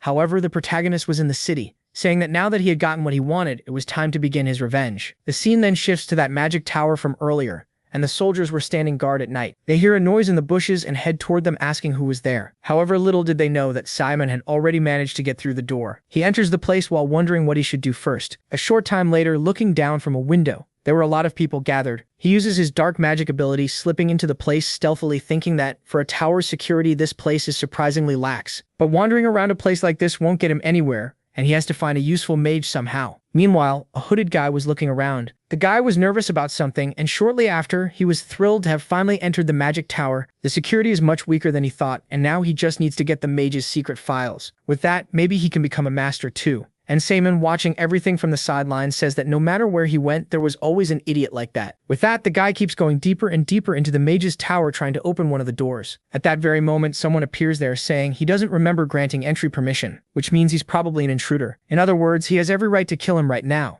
Yeah, the guy literally wasn't messing around. And the young man, hearing all that, says he took the wrong way, asking him to forgive him this time. After that, unbelievably, the mage says he thought he was a thief. By coincidence, he's carrying a very important scroll right now, and since it's extremely secret, it absolutely cannot be leaked. In other words, he hoped he understood how sensitive the security was. Even so, all of that is pretty heavy for him, and since he's also a colleague from the tower, he must know about the new hero-level giant. They keep talking there about that so-called giant, and the guy thinks that just from a quick glance at it, you can already tell it's an incredible masterpiece. But my man, all of that was that mage's plan, who says to understand that the rule was to eliminate anyone unqualified who saw the scroll. The guy doesn't understand anything, saying that he was the one who showed it to him. But the man says he doesn't know what he's talking about. After all, he had seen it on his own. And then you already know what's going to happen, right? The guy kicked the bucket. The mage didn't seem to feel any remorse, saying that if he had stayed in his place, he would have avoided this. At that very moment, the protagonist appears, saying that the guy had shown confidential information just to justify that man's death. And as expected, whether in the past or the present, there is no one in the Veritas Magic Tower who is just. The scene then shifts to that guy again in his office, saying that the last hero-grade giant is taking longer to analyze than he thought. Apparently, his plans are going to be delayed even more, And at that very moment, the man notices something, saying that he knows very well that there's someone else there. Our boy finally appears, saying that he is probably the head of the Veritas magic tower. Without wasting any time, the guy immediately summons his magic and asks what his objective is. And Simon says it has been exactly the same for 500 years, which is basically to rid the world of trash like him. At that very moment, an explosion happens, and the guy asks if he really just called the head of Veritas Academy trash. His group is far beyond his reach, and if he keeps talking so irresponsibly, he'll never see the light of day again. However, at that same moment, our boy grabs the guy, saying that he really hasn't changed at all, even after 500 years. They still think they're special and don't even consider others as people, but starting today, that illusion will come to an end, and the very word Veritas will be completely erased from history. And a few minutes later, the protagonist says he heard that iron mages avoid fighting, but he didn't expect a sixth circle chief to be such a coward. Anyway, since he's there, he should take the spoils, and looking at the blueprint of a giant, he says there are only a few of those blueprints on the entire continent. That one is the so-called hero giant blueprint, and he'll definitely make good use of it. And seeing that thing destroy Veritas's magic tower will be a very interesting spectacle. Just taking one of those giants from the magic tower and Veritas is already a huge loss for them. But even so, it's still not enough to satisfy him, and the guy literally starts setting the office on fire. A short time later, the scene shifts back to that locomotive, with Simon thinking that all the family's central secrets must have turned to ashes. Revenge was only his goal, yet he gained much more than he expected. Right after that, Phillips appears, asking if something happened. He seems much happier than when he received the giant, and Simon says he's just happy to be returning to his territory, thinking that they achieved more than they aimed for, and that as soon as they return, he can focus on recovering his mana circle. At that very moment, the boy notices something, seeing that the one there in his territory was literally Princess Reina. And shortly after, the girl says that she wanted their help taking care of the refugees. Right after that, the protagonist appears, asking what she was doing there. At that moment, the girl realizes who it was, and shortly after, Simon asks if something happened. She says that after he left the city, she thought the Count's tyranny would lessen, but he became even more aggressive and unreasonable. And instead of keeping his promise, he doubled the refugees' taxes and kept tormenting them. On top of that, he even set their homes on fire, injuring and killing many people. So they decided they could no longer stay in that place, and because of that, decided to seek help from a certain Marquis Myers, one of the three noble leaders. However, he still hasn't agreed to receive them. The old man says they've been in this situation for 3 days, and as he can see, they're being completely ignored. And since she can't give up, she kept praying at the castle gate. Hearing all that, the protagonist says it's really irritating, and above all, waiting for a god who doesn't answer, asking her to think carefully. Because from the Marquis' point of view, he doesn't have the slightest reason to agree to help them. He would have to accommodate tens of thousands of refugees, and considering the territorial war, it would be an enormous risk, asking what kind of idiot would accept such a request. The girl asks if he thinks she's doing something useless, and Simon says that's exactly it, and that, after everything that happened in Lammer, she still hasn't learned anything, stating that to protect something you definitely need power because without it you can't do anything, thinking that, even knowing she isn't his wife,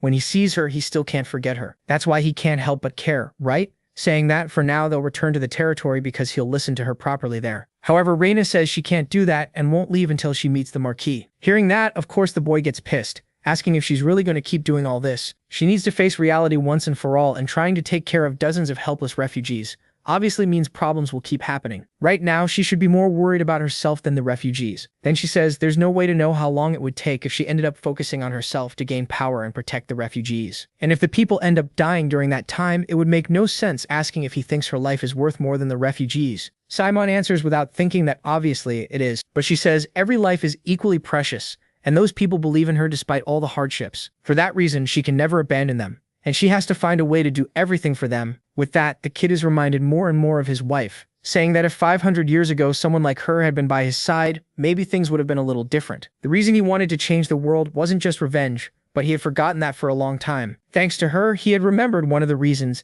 and hearing that, the girl wasn't understanding a damn thing. Then Simon says he wanted to offer his strength to her as well, stating that the Lacan family will stand by her side, and shortly after going to Veritas's magic tower, apparently they were under attack. At that moment, a hooded guy appears, saying that the defenses of that place are truly disappointing. The guy was completely surrounded by soldiers, and at that very moment, one of them is startled, recognizing that symbol on his back. Then all the soldiers drop their swords, saying they salute the 7th elder of the magic tower of Veritas. That guy there is called Piero, and he asks where the branch leader is. The soldier says he'll guide him there, and Piero asks if he's the one responsible for the security of that place. The young man says that's exactly right, and Piero says that if that's the case, there's no need for a guide. After all, being escorted by someone incompetent is disgusting. The young man took the guy down with the greatest ease. Everyone just watches in silence, and the guy says that in the Magic Tower of Veritas, trash is unnecessary. At that very moment, a flashback appears with a boy drowning. The protagonist and his wife watch all of that from afar, saying he's going to get help from the nearest village,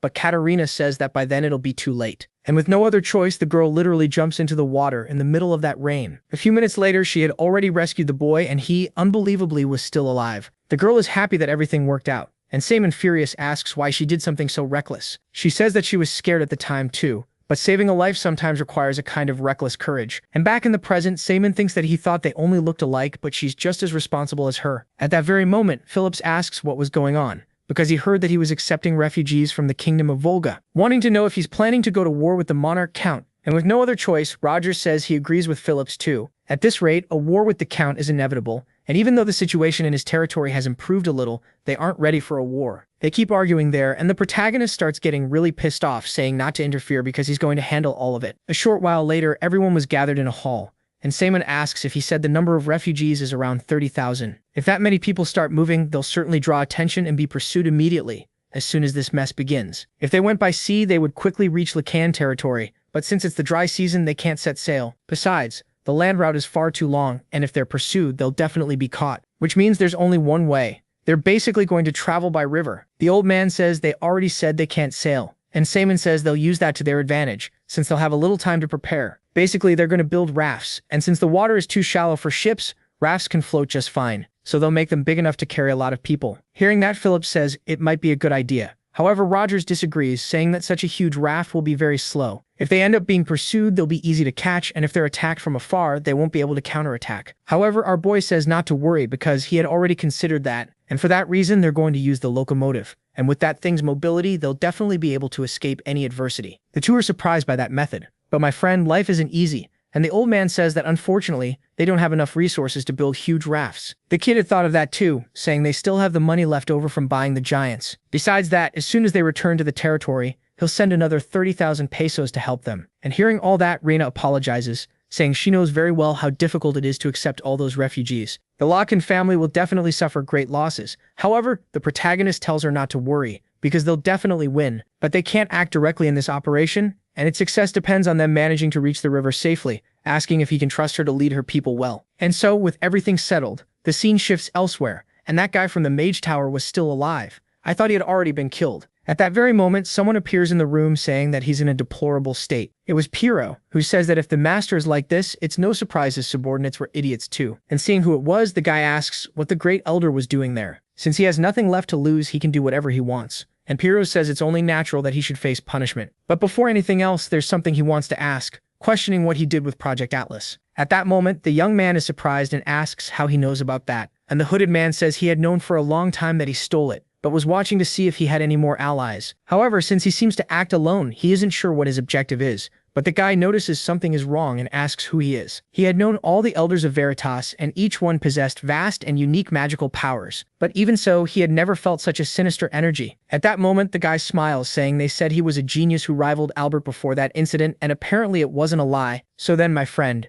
it's obvious nothing good is going to come of this. And the guy is attacked again. Who knows what that dude was doing? And right then, he pulls something out of the poor guy's head. At that very moment, the guy drops unconscious, and Piero says that if he doesn't want to talk, he'll just see it for himself. Wanting to know where Project Atlas is, he starts analyzing the man's memories, becoming surprised to find an intruder who used dark magic. Things really are getting complicated, mentioning that since the Demon King's death 500 years ago, there has only been one place where dark mages exist, besides himself, which would be the so-called Volga Republic. Honestly, I didn't expect those people to be behind this. The Volga Republic was founded after the fall of the Volga monarchy, and the fact that the Dark Elf is ruling that republic is still unknown. Her race was oppressed by humans for a long time, and he suspected they might be plotting something, but they acted much faster than he expected. Right now, their power is weak, but if they study dark magic and grow stronger, they could become a force capable of rivaling the Baroque Empire. However, now still isn't the time, because the Republic needs more time to grow. If they create a hero-class giant, the Empire will definitely intervene, and they could end up being annihilated. Anyway, there's no choice but to recover the project. And while holding some green thing, he literally puts it into the poor guy's ear. At that very moment, the dude starts getting back up. And man, the guy really didn't look too good. He even looked like a zombie. Right away, he kneels, and Piero says he planted a worm just in case. Anyway, they should get started on their plan soon, right? The scene then shifts back to the Locken mansion, and Hans couldn't believe that the Count had really tried to assassinate the protagonist. The previous giant incident may have been their doing as well. and Rogers says they're probably preparing for a territorial war. Everyone keeps discussing it there, and the guy with glasses asks whether it's really okay to take in refugees in a situation like this, because they already have little money just to manage the land. It would take an enormous amount of money to feed thousands of people, and at that very moment, suddenly, there was a noise. Without wasting time, everyone heads outside to see what was happening, and the one there was the protagonist. Phillips asks where he had been all this time, and behind him, man, there was a whole lot of money. The kid casually says that those are the Demon King's secret war funds, and while inspecting the castle, he found them beneath a secret wing. Rogers asks if it's really okay to use that, because it might be cursed by the Demon King. But my guy, of course the glasses guy, wasn't going to let that slide, saying they should overcome the curse with pure willpower. This now belongs to the Visconti of Lacan, and even if the Demon King came back, they definitely wouldn't return it. Meanwhile, Simon thinks that it was an emergency fund secretly accumulated using golems and monsters, and since they're going to take in refugees, there's no choice but to use it, right? Anyway, now the financial problem is solved, asking if Rogers has a moment, because there's something he'd like his help with. The scene then shifts somewhere else, with Simon thinking that learning the magic that has advanced in the 500 years since his death is urgent. But if there's a situation where that power can't be used, that would be bad, and that's why he needs a way to deal with it. Next, Rogers says he was worried because the protagonist hadn't trained with the sword since that damn incident, but he's surprised that he asked for a duel first. And then the kid says it would be shameful if the heir of a warrior family couldn't wield a sword. At that very moment, the kid charges at the captain of the knights, who after blocking the strike says he was worried, since it had been a long time since he had handled a sword, but his concern had been unnecessary. His movements are still better than before, and he has definitely grown stronger. And more importantly, he's now reading his opponent's movements. It's what you'd expect from a descendant of the Lacan family, and he must have definitely continued his training in secret. However, it's still clear that it's not enough, right? Mentioning that in this situation, it's better for him to let the attack flow and then land a counterattack, turning the whole situation around. The two keep fighting there, and Simon thinks that he believed his past experience with countless knights would let him keep up to a certain extent. But this difference in level is already absurd. At that, Rogers says he's impressed by how much he has improved, and his growth is truly frightening. At this rate, he might even be able to defeat the Demon King from 500 years ago, and just like the hero Lacan, and hearing that, of course, the protagonist gets pissed off,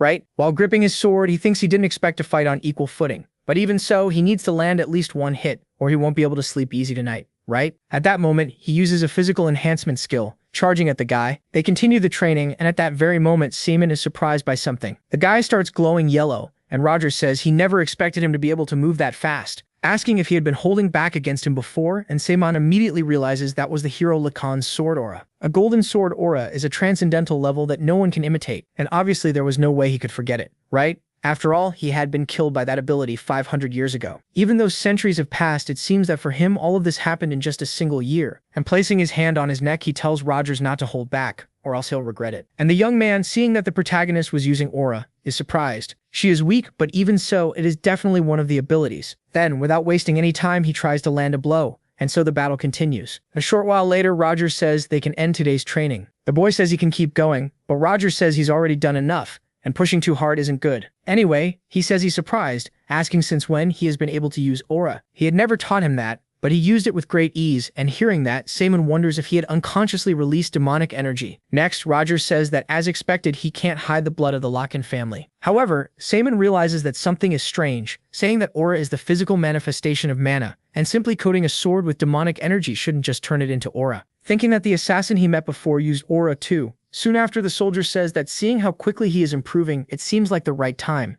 and starting tomorrow, he will teach him the golden sword skill. Hearing that, our boy is surprised, wondering if that skill that had defeated him in the past could become his. But there's something wrong, asking if that skill wasn't supposed to be passed down only to a single successor. Besides, he learned the skill even without being the head of the family. And Rogers says it seems he forgot that part too. He knows very well that the Demon King's curse caused the previous heads of the family to have short lives, and fearing that the secret swordsmanship skill would be lost, his ancestor passed it down through the most trusted knight commanders. Thanks to that, the knight commanders will protect Lacan's legacy, and at the same time serve as the family's strong foundation. Hearing that, Simon thinks that was probably the reason they were able to continue even after all these years, wondering if mastering this sword skill could make him as strong as the old warrior Lacan. However, since life isn't easy, the guy says it would be difficult because the second half of the skill contains the supreme sword techniques that were lost 400 years ago. However, just by mastering the first half, one can already reach the level of a sword master. Observing the situation, Simon thinks he never imagined that one day he would face the skill that took his life in that way. But since Lacan is already dead,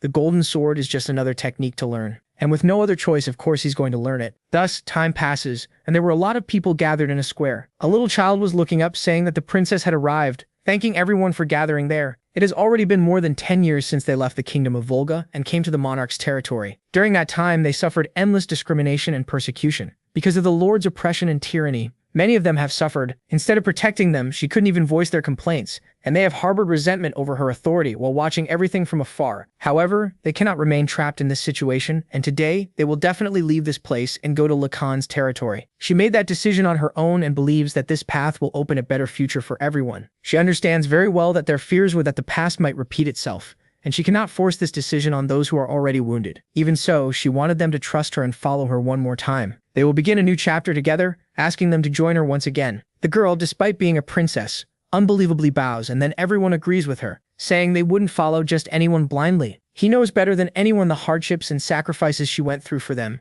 and if it's her decision, then it will surely be the best choice. Thus, everything was settled, and the guy with glasses asks if he hadn't already told her that they had chosen to follow her of their own free will, and because of that, she doesn't need to worry, right? And hearing all that, the girl says she is deeply grateful. At that moment, the guy says they just received a message from Lord Luke stating that all the transport is already prepared. Until now, the Count hasn't noticed their movements, but even so, he wants to know if they can really move that many people at once without being detected. Soon after, that old man appears, telling them not to worry, and holding a box with a bunch of masks. He says he had already taken care of everything. Thus, time passes, and a man looking down from above asks what was going on. The refugee camp is completely empty, and he says he told the soldiers to keep an eye on them, asking why they removed all of them. The man says he had no choice because of the plague outbreak in the sewers, and the guy holding a mask asks if he means this. That is just a mask that imitates a plague, and it's really pathetic for a guy like him to have fallen for a trick like that. And seeing all that, the Count, furious, wouldn't stop talking about Princess Reina. After all the generosity he showed, she would betray him like this,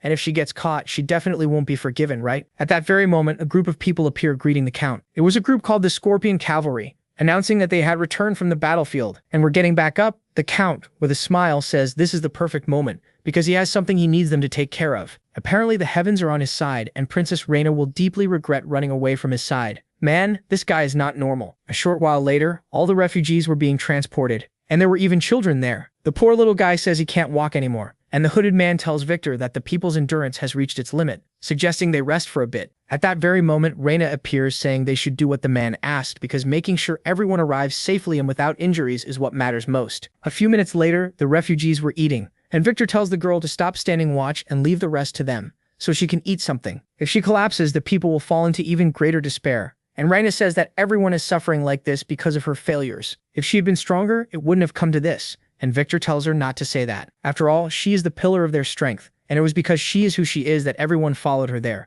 because they know that no matter what happens, she would never abandon them. And hearing that, the girl simply gives her thanks. At that very moment, everyone hears a noise, and immediately a bunch of refugees start running. Several soldiers appear and begin capturing the refugees. The two of them were watching all of that from afar, and because of that, they end up being surrounded. One of the Scorpion Knights says it's time for the princess to return, asking her to follow him obediently. All of that if she values those people's lives, of course. Victor asks if he has no pride as a knight for doing this, and the soldier says it's ironic to hear that from someone who ran away like a rat in the middle of the night. But the old man says that they were the ones who forced them onto this path. However, the knight says that he was the one who escalated the situation by ignoring the Count's generosity and taking in the helpless refugees. Instead, he chose to be selfish and flee under cover of night, asking if that's how a princess known as a saint behaves. And Victor, furious, asks if he's already forgotten what he did to his people, because he imposed taxes on them higher than those on ordinary citizens and constantly forced them into hard labor, asking if he has any idea how much his people suffered under such discrimination, and yet still dares to spout so much nonsense. But the knight didn't care about that, saying his orders are simple: capture Princess Reina, so she has to make a choice and surrender, and they'll let the people go, otherwise they'll all die there together. And hearing all that, the girl asks if they will free the people if she goes back alone. Victor tries to stop her, and the girl simply asks him to answer. And the man says he swears in the name of the Scorpions that they would no longer go after the refugees. At that, the old man says she can't fall for those words. She replies that she is the last ruler of the kingdom of Volga, so she cannot abandon everyone and flee alone without her people. They said that she is the pillar of their strength. However, without her people, she has no reason to exist. And if it's for their sake, she is certainly ready to sacrifice herself, asking Victor to take care of all of them. Everyone watches that in silence. And with no other choice, the girl will have to go alone, right? Thinking that she will accept her fate without any regrets. However, there is one single thing on her mind. She never had the chance to properly thank the protagonist. And right after that, the soldier starts laughing, saying all her effort was for nothing. And now that they have the princess, he can finally deliver the Count's final order, which is simply to kill all of them. Right. At once the soldiers charge at the citizens, and Reina says that wasn't the deal. But the guy says he never said anything until now, and obviously the guy had been lying the whole time, right? Seeing all that, of course, the old man wasn't going to let that slide, and charges at the soldiers. The guy was really fired up, and then was the captain of the Scorpions going to let that slide too? And attacks the poor old man, saying that he was famous in his youth, but now he's nothing more than a weakling. At that, the man falls to the ground wounded, and the captain of the Scorpions says he wanted to make sure he understood exactly what kind of situation he's in. He raises his sword about to attack the old man again, but at that very moment, a black flame appears. An explosion happens at the same time, and everyone watches without understanding anything. But Reina already knows what it was, right? And the protagonist appears, saying he doesn't know what's going on, but judging by the situation, it doesn't seem like he needs to be gentle with them. Next, Victor says he thought it was all over, thanking Simon for showing up. But then the old man realizes he had literally just said the protagonist's name. And the surprised soldier says he also thought he had seen that face somewhere before, asking if he isn't the young lord of the Lacanvige County. It's no wonder things seem strange. And the princess had stood still the whole time,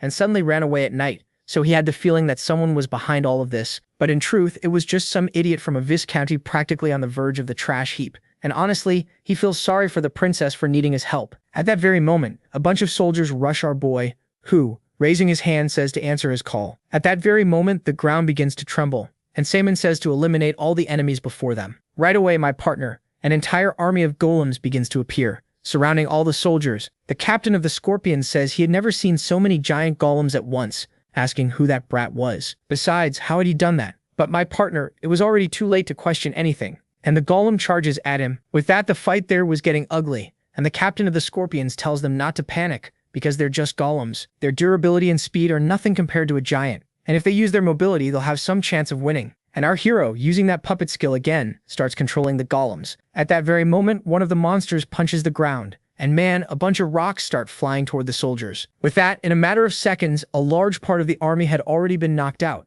and the captain couldn't believe that was happening. Having no other choice, he gets off his horse, and grabbing the princess tells them to stop or he'll kill her. However, Simon still hadn't paid that any mind, and charging at the soldier, slams his face literally into a tree. With that, his helmet breaks, and Simon, grabbing him by the neck, tells him not to remind him of things that irritate him, because he could kill him right now. Incredibly, that guy was still acting tough, asking if he really thought he would get away after doing this. The Count obviously would never let this slide, and Simon says he had already made it clear that he had warned him. With that, the guy passes on to a better place, and the princess was watching all of that from afar. Calling out to the protagonist, she asks how he got there. He tells her to just gather the refugees and hide for now. Reina keeps staring at the boy who was standing before the remaining soldiers. They were surprised, saying that in a battle without giants, the presence of a mage can decide victory or defeat. However, they had never heard of a mage literally controlling golems, and it's as if he were even the Demon King himself. At that, Simon says that from the moment they decided to fight him, they should have been prepared to risk their lives. And right after hearing that, all the soldiers dropped their weapons, immediately starting to retreat. But life isn't all sunshine and roses, right? And Simon obviously wouldn't let them leave, and drawing his sword, declares that all of them will die there. And so time passes, and a few minutes later, all the soldiers were on the ground. The boy stares at the princess, saying they eliminated the enemies there, but they don't know when the pursuers will come, and in any case, he'll take her to where the rafts are. However, right after that, one of the soldiers immediately asks him to stop, stating that they are grateful for his help, but he must not approach the princess, asking what power that was that he had just shown them, since he had never heard of the Lacan family having the ability to control golems. Besides, the magic he used seemed different from ordinary magic, and it was a sinister aura that could even be black magic. Questioning how a noble from a family of knights could have access to such abilities. Observing the situation, Simon immediately thinks he made a mistake, and because he lost his temper for a moment, he revealed his power to too many people. Honestly, that doesn't suit him, assuming it's probably because of the regrets from his past life. Right after that, the soldier says that no matter how urgent the situation is, they can't ignore this. And Simon asks if it isn't because of this exact power that they all stayed alive. They keep arguing there, and at that moment, the princess is getting nervous. She tells everyone to stop this mess. The method doesn't matter, and the fact is that he had saved them. Besides, the protagonist would never get involved with black magic. However, incredibly, our boy replies that he doesn't want to lie in this situation. And what did they see? It is actually the power of the black magic of the Demon King Simon, who died 500 years ago. Well, that was way too easy to reveal, huh? After that, of course, everyone would be shocked, and the soldier asks if the Demon King had been resurrected. However, the boy says that wasn't the case, mentioning that once a crystallization of knowledge that had an essence of power so great unleashed chaos upon the world, and it's simply that his legacy had resurfaced in the world. Due to a curse, he has been weak since childhood, and even while learning his family's swordsmanship, his progress was extremely slow, and whenever he felt frustrated and discouraged, he would visit the Demon King's castle, where his ancestors' achievements still remained. And then one day, by pure luck, he discovered a secret passage left behind by the Demon King. It led into the interior of the castle, and inside it was literally everything the Demon King had built. And although he was afraid to enter an unknown place, that fear quickly disappeared, all after facing what was inside there, of course. And that was the only way to overcome the limits he was born with. From then on, he secretly studied magic and golem control, and the result is the power you witnessed just now. Of course, as the descendant of a hero, using the Demon King's power is something that deserves condemnation. But he had no other choice, since he was desperate. Even so, he needed power in order to protect what is precious to him. Hearing that, the soldier says that even so, this cannot be forgiven. And the old man, getting nervous, says that they're only safe because of the protagonist, and at the very least, they shouldn't judge his position. Looking at our boy, he states that he doesn't care whether he has the Demon King's power or not, and is simply grateful that he protected them, and they will definitely keep this matter quiet. Hearing that, Simon thanks them for their understanding, thinking that thankfully some accepted it, but it seems that's still not enough to convince everyone, so he'll have to figure something out later, right? Next, Victor says they don't know when the Count's pursuit squad will catch up to them, so they'll have to start moving soon. And a little while later, the furious Count says that losing both the princess and the refugees wasn't enough, but now even the Scorpions had been annihilated. His greatest cavalry unit had been destroyed by nothing more than a ruined vice-county. Next, the boy says that since even the Dark Knights fell, the nobles are probably supporting them in secret. Moving carelessly without knowing the enemy's true strength is very dangerous. And hearing that, the Count simply tells him to be quiet. He won't let those idiots do whatever they want, ordering a message to be sent to the Emperor. The guy was really furious, saying that he will definitely make him regret it. And meanwhile, in Vidix County Lacan, everyone was gathered around a table. Han says that just now a royal messenger arrived and it was declared that a territorial war between Monarcha County and Lacanvis County had been approved. Rogers says that given the Count's violent nature, this was inevitable sooner or later. But even so, there's one thing he can't understand, which is specifically the justification for the war, which claimed that they attacked the Count's private soldiers. They continue discussing there, and Saman says that now is not the time to get bogged down in details, and they need to focus on how to overcome this situation, asking what the status of their forces is.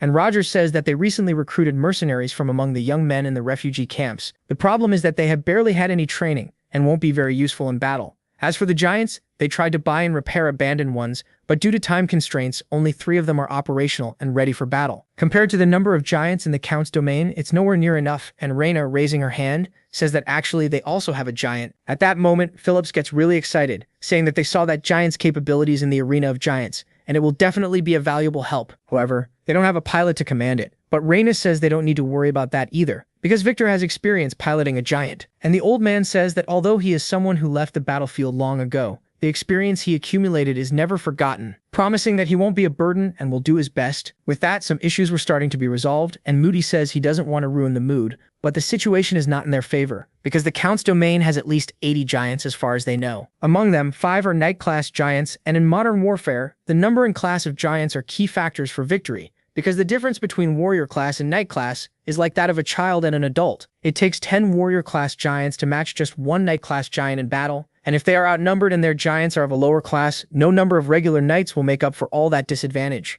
In other words, if the enemy were somehow unable to use their giants, that would mean they might have a chance. The mage says that's true, but he wants to know how they could make all those giants useless. And Samian says they just need to create a situation where they can't use them. As he knows, Lacan's territory has major terrain differences on all sides, and to the east and west there are cliffs, making it difficult for a large number of people to pass through. And that leaves only one option for the enemy to move through, which would specifically be the Southern Sea. They'll probably transport most of their giants by ship across the water, so they'll set traps in that area. They'll establish barriers along the coast to prevent their giants from landing, bombarding their defenseless troops from a distance. Of course, they can't ignore the possibility of an attack from other directions, but that's something they can plan together. Naturally, they're at a numerical disadvantage, but that doesn't mean they should be afraid, because they have the Knights of Lacan led by Rogers. They also must not forget the renowned commander of the Kingdom of Volga. Each one of them individually is in no way inferior to the monarch's domains, and as long as they stay together, they will win no matter what happens. With that, everyone gets motivated because it looks like the plan is going to work, right? Next, Victor says they've already witnessed a lot of miracles up to now, and this war certainly won't be any different. Then Philip says this isn't the time to stand around and that he'll prepare for battle immediately. And then everyone starts to split up. At that very moment, the protagonist closes the door and sits down in the armchair. Man, the kid didn't seem to be doing very well. He thinks he shouldn't have used more mana than he could control, and because of that, his mana flow became far too unstable. And if this continues, nothing good is going to come of it. Right, a short while later, the scene shifts to another place, and the protagonist, inside the mine, was making a magic circle, saying that he could perform the ritual there without anyone finding out. After being reincarnated as a descendant of the Lacan family, the mana circle that had been fragile and unstable due to the family curse absorbed dark energy and transformed into a black circle. Thanks to that, he managed to surpass the limits of his body, raising it to a level 6 magic circle. But during the battle against the Scorpion Cavalry, he recklessly used an enormous amount of mana, nearly reaching the limit of his circle. As a result, the black circle that had only just been restored was put under strain, and now, unbelievably, it is on the verge of breaking once again. That's why, to solve this problem, he needs a being with magical power capable of replenishing mana, like Horate. In other words, he specifically needs a demon. Since ancient times, black mages have summoned demons to gain power,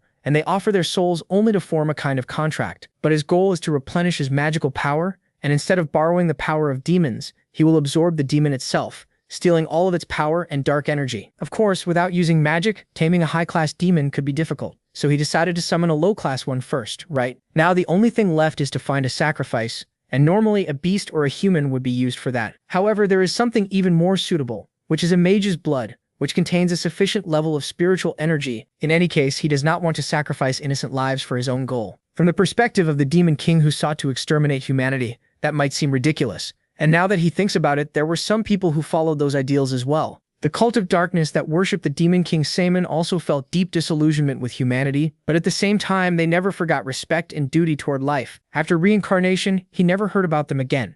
He imagines they disappeared as well when he had been defeated. In any case, since his condition is getting worse, he needs to hurry, right? He begins the incantation, and right then, man, you can tell nothing good is coming, right? At that very moment, 3 demons appear, and Saman thinks they look impressive, but they are only low-ranking demons, and he would certainly be able to deal with them even without possessing magic. But at that very moment, the cave begins to tremble, and it seems there are more than 3 demons. At that very moment, the big beast appears, and with a roar, it says its name is Sebastian, and that it is the master of the demon realm's endless suffering, asking if he is prepared to pay the price for having summoned it. Saman didn't understand a damn thing, thinking he was sure he had used the summoning circle for low-ranking demons. In his current condition, fighting a demon like that is impossible. But he also cannot let them escape from there, because if they got into the territory they would cause complete chaos. So there is no other choice but to erase the summoning circle and send them back by force. The beast in turn asks if he is afraid after seeing all this, telling him not to worry, because if he offers his soul, it will give him a painless end. However, Saman says he was never afraid for even a moment, and was only thinking about how he was going to destroy them. At that very moment, one of the demons tries to attack our boy, but he dodges. The battle continues that Medusa tries to attack him,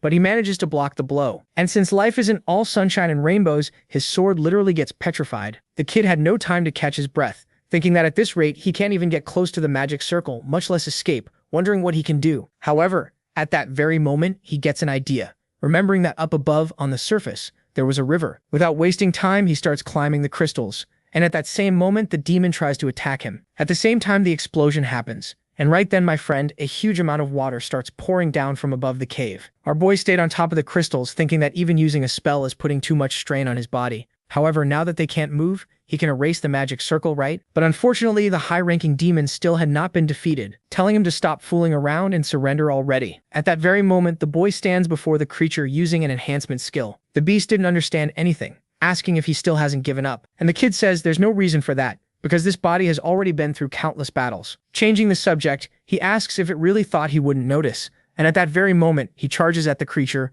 which tells him to wait because it had changed its mind. If he stops right there, it'll accept him as its subordinate and ignore everything he's done so far. And if he swears loyalty, it'll even lend him its power. But Saman doesn't seem to care about any of that, does he? And he lands an attack on that thing. A short while later, as the smoke clears, Saman says, just as expected, that thing was low class. And man, just by looking at this creature's face, you can tell it's going to become a mascot. The kid says its true form is pretty pathetic, and the monster asks how he found out who it really was. Saman says its disguise was good, but it was strange how a high-class demon couldn't dodge a simple jet of water, so he decided to take a gamble, right? He knows very well because he's fought your kind many times before, and the monster, furious, says that even in this form it can still finish him off. Hearing that, our boy tells it to go ahead and try if it can. At that moment, the monster is shocked, asking how a mere human has the aura of a demon king. He replies that it's because he had simply absorbed one. Changing the subject, he asks if it knows the demon king called Saman. Hearing that, it immediately remembers who he is, wondering if he was the one standing there. And as the protagonist lets the creature go, he says that either way, he didn't expect to be recognized. After all, it's going to die there, no matter what,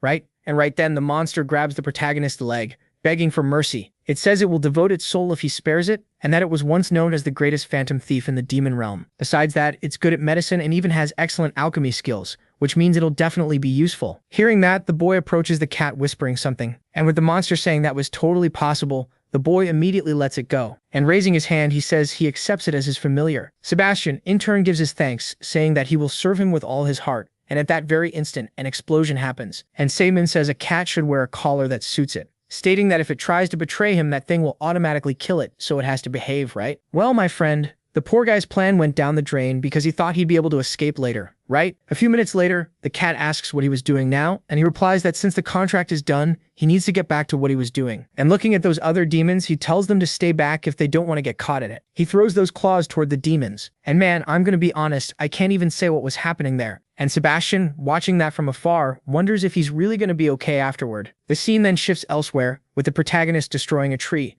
thinking that now he can use up to 6 circle magic without much difficulty. After absorbing that demon, he summoned and absorbed others repeatedly over the last few days, and thanks to that, the black circle is recovering quite well. Even so, he completely ruined his clothes, and if anyone sees him like this, it'll definitely cause trouble. And at that very moment, as usual, Phillips appears, saying he had been looking for him everywhere. Changing the subject, he asks what happened to his clothes and says it can't be that he got hurt. But the boy tells him not to worry and asks what happened. He replies that a message arrived saying the Monarch Count's army was approaching the territory. They're coming from the direction of the southern sea and the northern forest, which basically means from 2 sides at once. And a short while later, the scene shifts to that very place. The soldiers kept moving, heading straight toward the MC's Viscount. Looking through a spyglass, a soldier says it doesn't suit the Count to mobilize an entire army just to wipe out a mere Viscounty. And the eye patch guy says that even if a tiger gave its all to hunt a single rabbit, those guys escaped by luck countless times, and that's why he needs to completely crush their will to resist. Either way, it's better not to underestimate them, since some of them are stronger than expected. Hearing that, the guy with the little hairstyle thinks the man is acting tough after losing in the arena, wondering why the Count gave another chance to that idiot. But anyway, the Visconti did use its brain a little. They had formed a barrier up front,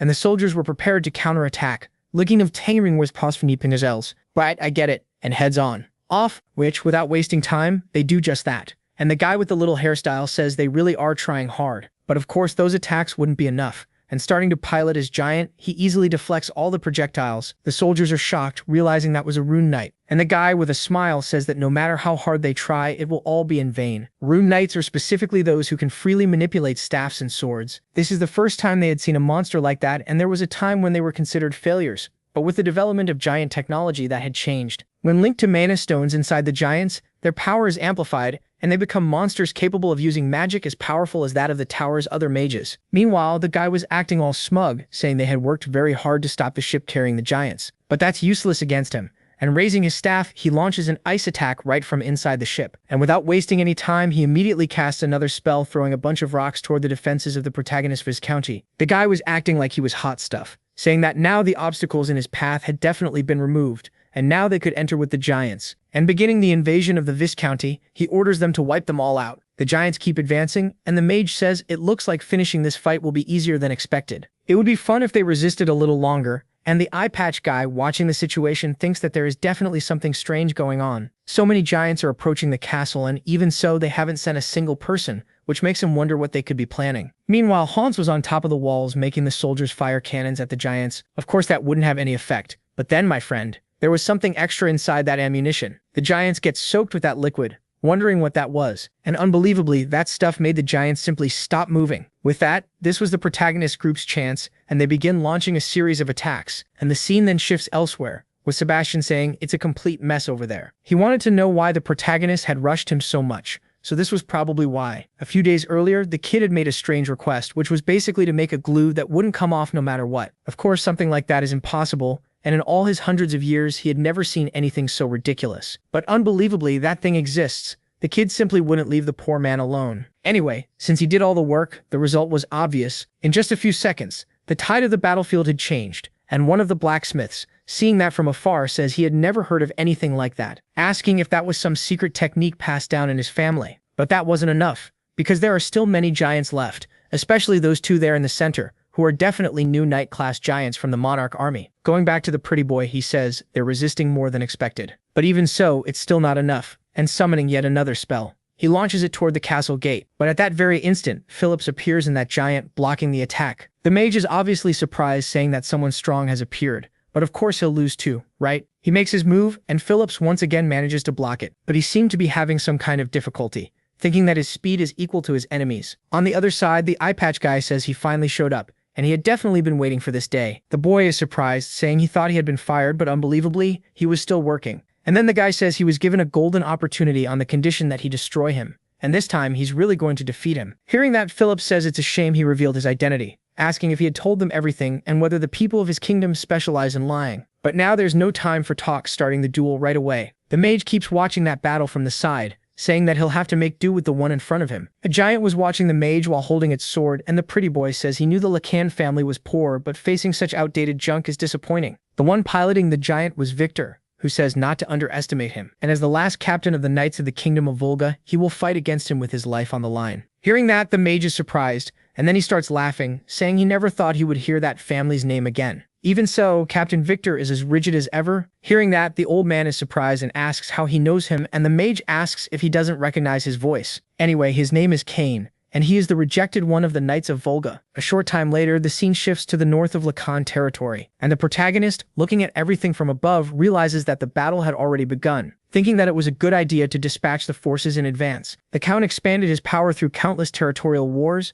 and he is not someone to be underestimated. Luckily, most of the giants were sent south, leaving only ordinary soldiers in the north, and that's why stationing troops there was the right decision. Of course, with so few troops, even placing them all in a single area was an effort, and sending soldiers into the forest should have been even harder, but all of that was solved in a different way. And meanwhile, the battle keeps going. The bandana guy says this is his only chance to repay the young master who had helped them. Apparently, those people there were the villagers from before, and Simon thinks he's glad the training of those bandits paid off. Since they're used to real combat, they're proving unbelievably to be useful. But then, my friend, since life isn't easy, at that very moment, 4 soldiers surround one of the bandits. Then, another person appears and unbelievably manages to dodge every single attack, counter-attacking one of the soldiers. The guy really wasn't messing around. And that was Rogers, who tells him to be careful not to push too far past the enemy lines. The boy watching the situation realizes that things are going well. However, if this drags on, it will definitely end badly. So there's no choice but to hurry. And at that very moment, the protagonist lets out a whistle that echoes across the entire battlefield. No one understood what was going on, and Rogers, looking up, realizes it was the protagonist's signal, which means that, most likely, all the preparations are already complete, ordering the entire army to begin retreating. The soldiers are surprised by this, and of course they start following them, right? And a little later, deeper into the forest, Saman's soldiers were completely surrounded. The soldier there, all smug, says that this will be their grave. Meanwhile, Saman's soldiers remain silent. Rogers says it seems like he's misunderstanding something, stating that their objective has already been accomplished. After all, the ones cornered there aren't them. Right then, one of the soldiers grabs a torch and lights something. Man, up above there were a whole bunch of barrels. At that very moment, a huge explosion happens and the projectiles completely block off the soldier's path. With that, the protagonist's soldiers are trapped inside, and the soldier says that all of this is a useless effort. Then Rogers says that the people of Lacan rarely set foot in this mountain range and are strictly warned from childhood not to go there, wondering if he at least knows the reason why, which is simply because it's a monster nest. And in all this time, of everyone who entered that place, not a single person had ever returned alive. Meanwhile, Saman was watching everything from above, thinking that things were proceeding according to plan. Now he needs to finish things in the south, and at this rate, it might end even more easily than expected. At that very moment, looking ahead, he notices smoke, realizing that it's coming from the west, and then he already has a pretty good idea of what was happening, assuming there is another part of the army. He keeps advancing through the forest, taking out a few soldiers as he comes across them. At that very moment, another explosion happens, and the protagonist, moving, thinks he didn't expect them to send troops from another direction, and definitely underestimated the Count. This is taking longer than he thought, and he'll definitely be late getting to the south. Either way, all he can do is hope that everyone manages to hold out. The scene then shifts to Victor, who apparently was having some kind of trouble with that mage. The guy says they held out longer than expected, but either way, this is already the end. After all, they can't fight on equal footing with a piece of junk like that. If he had stayed quiet in the monarch's territory, none of this would have happened, and he's still as hard to understand as ever. Right after that, Victor says that he swore loyalty to the kingdom of Volga, but now he's just the Count's pawn, asking if he has no shame as a knight and saying he's still an opportunist, as always. Soon after, the boy says that the monarch Count knows how to truly recognize his abilities, and thanks to him, he's enjoying a new life. Hearing that, Victor asks if he's been holding on to resentment all this time, but the boy didn't want to hear any more chatter. Summoning one more of his abilities, he was about to attack the old man. Then a flashback appears from 15 years ago, with the same young man saying that he performed better in the combat evaluation, asking why that guy was promoted and saying there's definitely something wrong. And at that very moment, Victor appears asking what was going on. The little boy says there must have been some mistake in the promotion results. And Victor asks if he used magic during that test. Using anything other than sword skill in a duel is grounds for disqualification. Even so, the boy pushes back, asking whether he shouldn't be valued more for doing something no one else can do. And Victor mentions that the test was made to evaluate only sword skills, and thinks no further explanation is necessary. After that, the young man asks if he's trying to stop him from being promoted. Since he can't use magic, he probably feels threatened by his talent, asking if it isn't just jealousy. But the old man, hearing all that, simply turns away and leaves. Returning to the present, Victor was still holding on. And the boy, surprised, says the result will still be the same. This is the power he once looked down on, asking if he finally realizes his true ability. In any case, he will die by the power he once ignored. And then Victor says that he hasn't changed at all since the beginning. I don't know how, but the guy suddenly starts dodging every single attack, charging straight at the kid. Of course, the mage wasn't just gonna stand there waiting, and summons that ice ability again,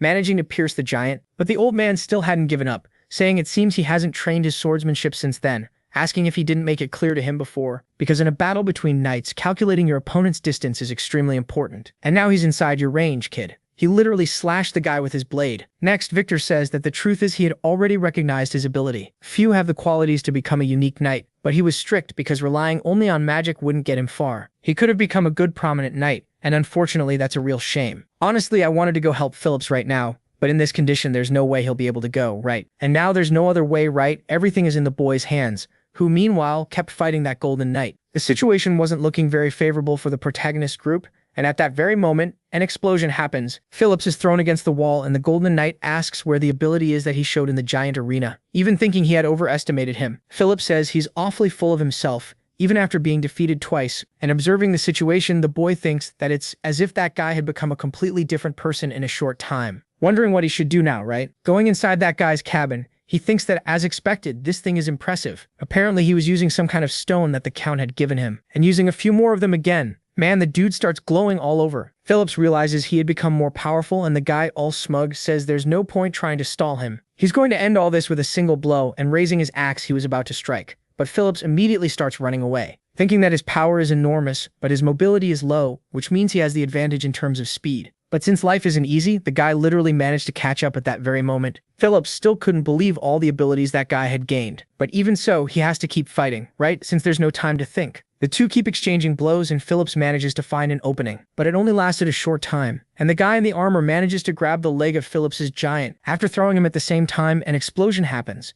and Phillips didn't seem to have a way out. The difference in power is glaring, and he thought he at least had the advantage in speed. But even that was completely matched, assuming that it really won't be enough to defend his territory. At that very moment, a flashback appears with Roger saying that the Phantom Sword ability has a fatal flaw. Attacking during high-speed movement means your trajectory becomes predictable, making it easier to detect. If he doesn't fix that, others besides him will notice his ability. And Phillips says that changing direction in the middle of the ability will make it even slower. However, the knight warns him that he doesn't need to worry too much about that, and that this method alone should already be enough to solve that problem of his. Next, the eye patch guy says that he's very tough, but that's going to end right now, once and for all. Phillips continues without moving a single muscle, and at that same moment manages to dodge the attack, and with a leap, starts circling the guy, apparently becoming much faster. Seeing what was happening, the eye patch guy says that his main armor won't hold up much longer like this. Either way, you can struggle as much as you want. After all, I can read all your movements. He tries to grab Phillips, but this time the boy was faster. The guy is surprised that he couldn't keep up with him,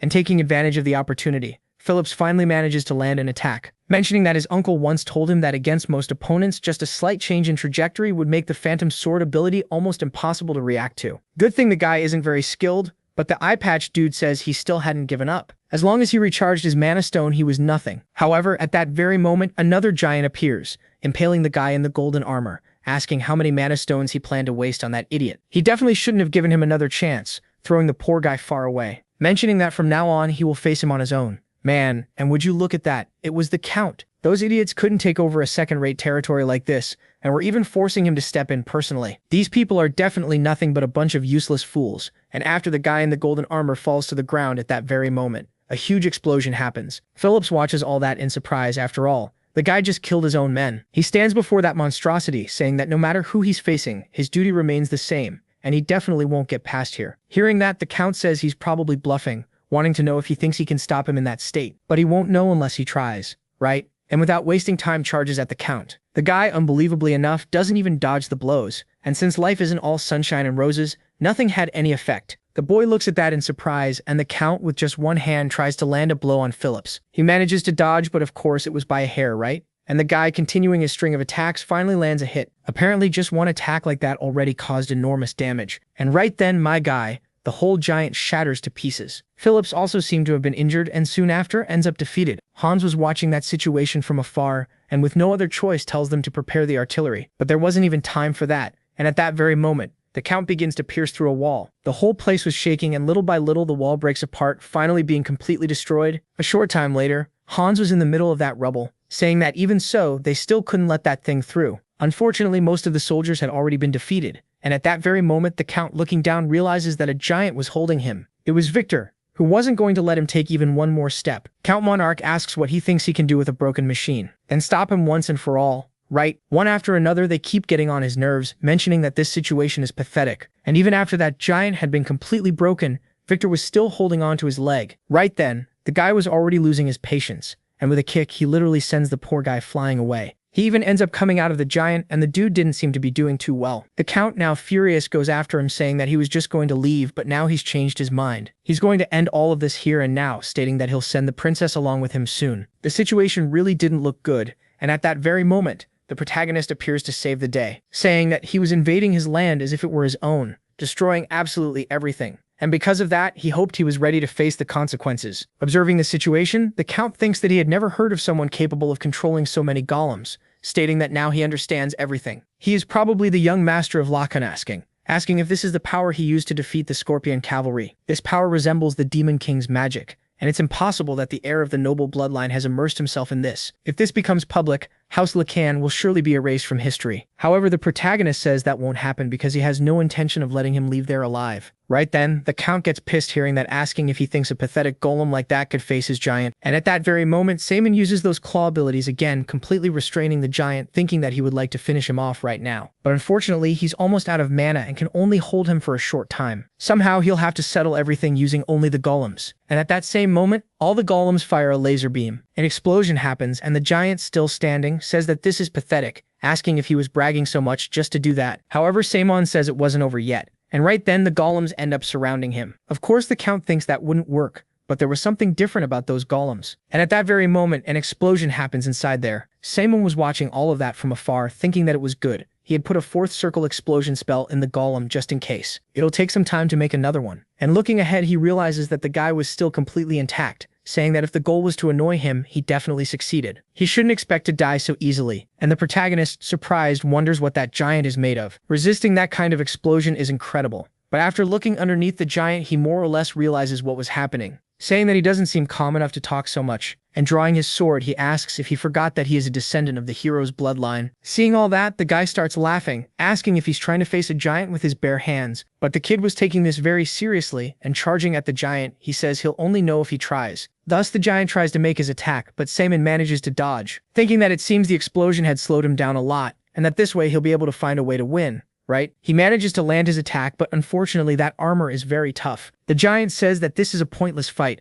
and at that very moment launches his attack. Our boy manages to defend himself, however, he is thrown upward. With no time to breathe, the giant keeps attacking, and man, life wasn't easy for our boy. He manages to dodge the blows, thinking that he just has to hold on a little longer. His energy was almost exhausted, and looking farther ahead, he realizes that the giant seemed to be damaged. The Count says that he was running away like a rat as always, and losing his patience summons his maximum power. The guy wasn't messing around, making a bunch of attacks on the ground. However, at that same moment, he is surprised. After all, the kid had simply disappeared. And Samon, all smug, says that he hates to admit it, but this swordsmanship even defeated elite Gonins with 9th circle mana. It's a ridiculously powerful skill. Apparently the giant wasn't able to move anymore, and Samon, taking advantage of the situation, charges at the guy. Right then, he manages to move his arm, thinking that he managed to hit the protagonist. But the kid managed to dodge, and using the hero's aura, he lands an attack. Meanwhile, the Count didn't seem to believe it. After all, he had been defeated by a brat like this. The giant's system wasn't working, and the guy says this wasn't how it was supposed to end. And with no other choice, he had to climb down from that monstrosity. Right? Starting to run away, he says he won't let things end like this. And seeing the situation, the protagonist thinks he has to find a way to catch him. But unfortunately, he had completely run out of energy and couldn't move. He had almost caught him, and now he's letting him get away, and if that happens, that guy will become an even greater threat. However, at that very moment, Rogers appears, apologizing for the delay. Simon says they should capture the monarch,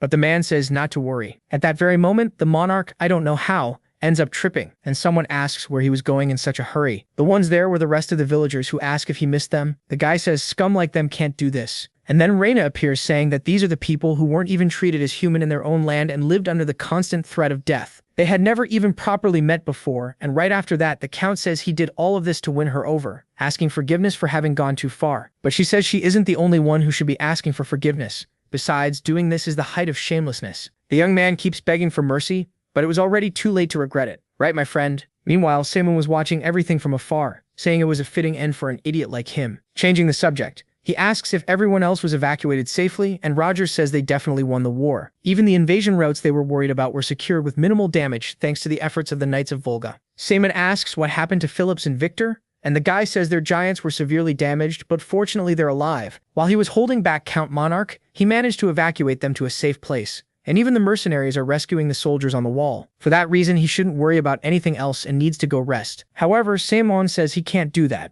while the soldiers who followed him are still out there. Hearing that, Rogers reflects that not only did he save the life of a hopeless nation, but he's also thinking of others even when he can barely stand. Which means that he definitely must be the reincarnation of Lord Lacan. My friend, little does he know that this is the Demon Lord. The scene then shifts to the imperial capital, Nemesis, and a king. Looking at a man is surprised that Count Monarch lost. The guy says it's truly regrettable, mentioning that none of the houses showed any kind of movement. And the king, surprised, asks if a family without any outside help and even in ruins defeated an army dozens of times larger than its own, and whether he really expected him to believe that. Observing the situation, the man thinks the king has always had a chilling presence, saying that, according to the report before the war happened, refugees from the former Kingdom of Volga were relocated to the Viscounty of Lacan, which means elite knights of the Kingdom of Volga were probably among them. However, there's another shocking rumor spreading, because the one who defeated Count Monarch in that territory was none other than the young lord of that land. Hearing that, the king is surprised and asks if that idiot wasn't almost dying in bed not long ago. However,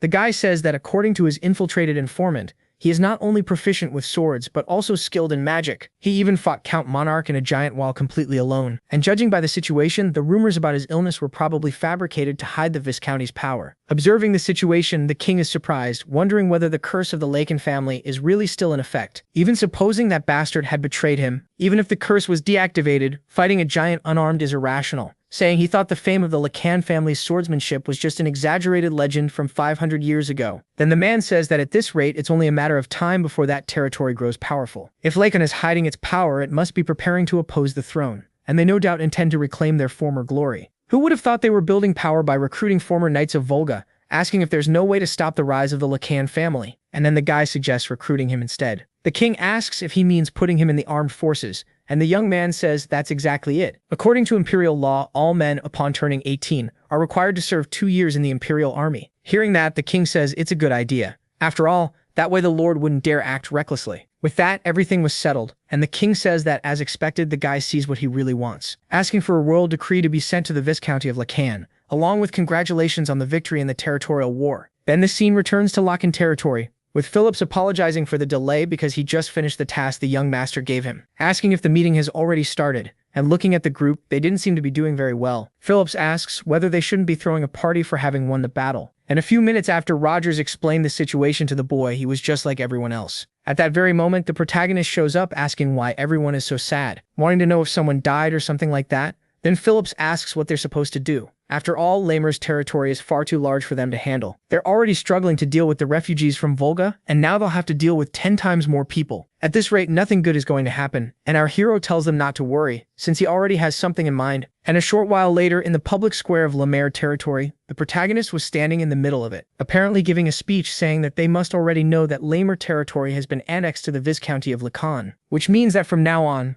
whatever decisions he makes as lord, they must follow. Everyone starts arguing, saying they thought the House of Heroes would treat them better. And right away, the protagonist tells them to be quiet because he is now going to announce the new policies regarding Lamer territory. And to sum it up, he wants to turn Lamer into a free city. Everyone is surprised, wanting to know what that means, and someone says it means there will no longer be trade restrictions with any city in the empire. Lamer, centered around its port, has the potential to become a major transportation hub. But until now, trade was restricted to Count Monarch's domain, and even if people wanted to expand, the costs were too high, and that environment prevented the city's development. And that is exactly why he intends to return that opportunity to them, the rightful owners of this land, also that, with their own hands, they can turn Lamer into the Empire's greatest commercial center. Hearing that, everyone is shocked, and one of the men says that sounds good, but it just means they'll work more while he takes everything through taxes. Hearing that, our boy asks if he knows what percentage of taxes he used to pay, and the guy says it was around 40%. And raising his hand, the kid casually says he's going to charge them 4%,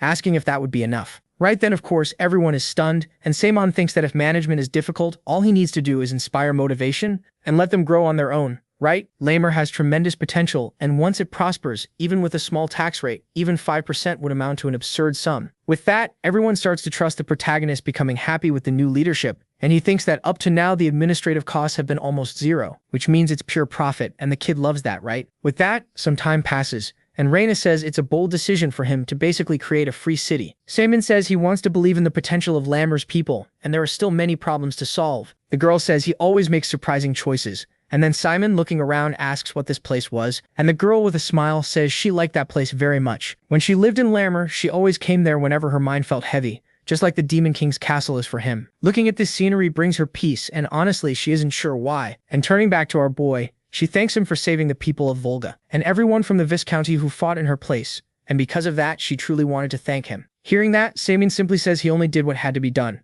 and besides, the people of Volga only held out because she remained strong. Then Reina says Samon is a remarkable person, mentioning that the rumors claiming he was a frail person struck by illness were a complete lie. After all, the real Lord Samon she came to know is firmer and stronger than anyone she has ever known. Someone who never turns away from those who need help without asking for anything in return. And it's no wonder everyone called him the reincarnation of the hero Lacan. Hearing that, Samon says they only say that because they don't know he used dark magic. Because if they knew the truth, it would be a different story. However, the girl says that doesn't matter because there is absolutely no way they would follow the same path as the Demon King. With that, our boy becomes uneasy, saying that when he entered the Demon King's castle, he managed to find his diary. Basically, it was the record of his life, and that guy had been a mage from the Ivortized Magic Tower, more diligent and kind than anyone else, whose life was changed by the death of his beloved. Thus, he sought forbidden magic, and gained power beyond human understanding. Basically, a man who ended up fighting alone against all the nations of the continent. After saying all that, Samon thinks he can't reveal anything more. In any case, he always thought that she was that man's wife, and maybe she would understand.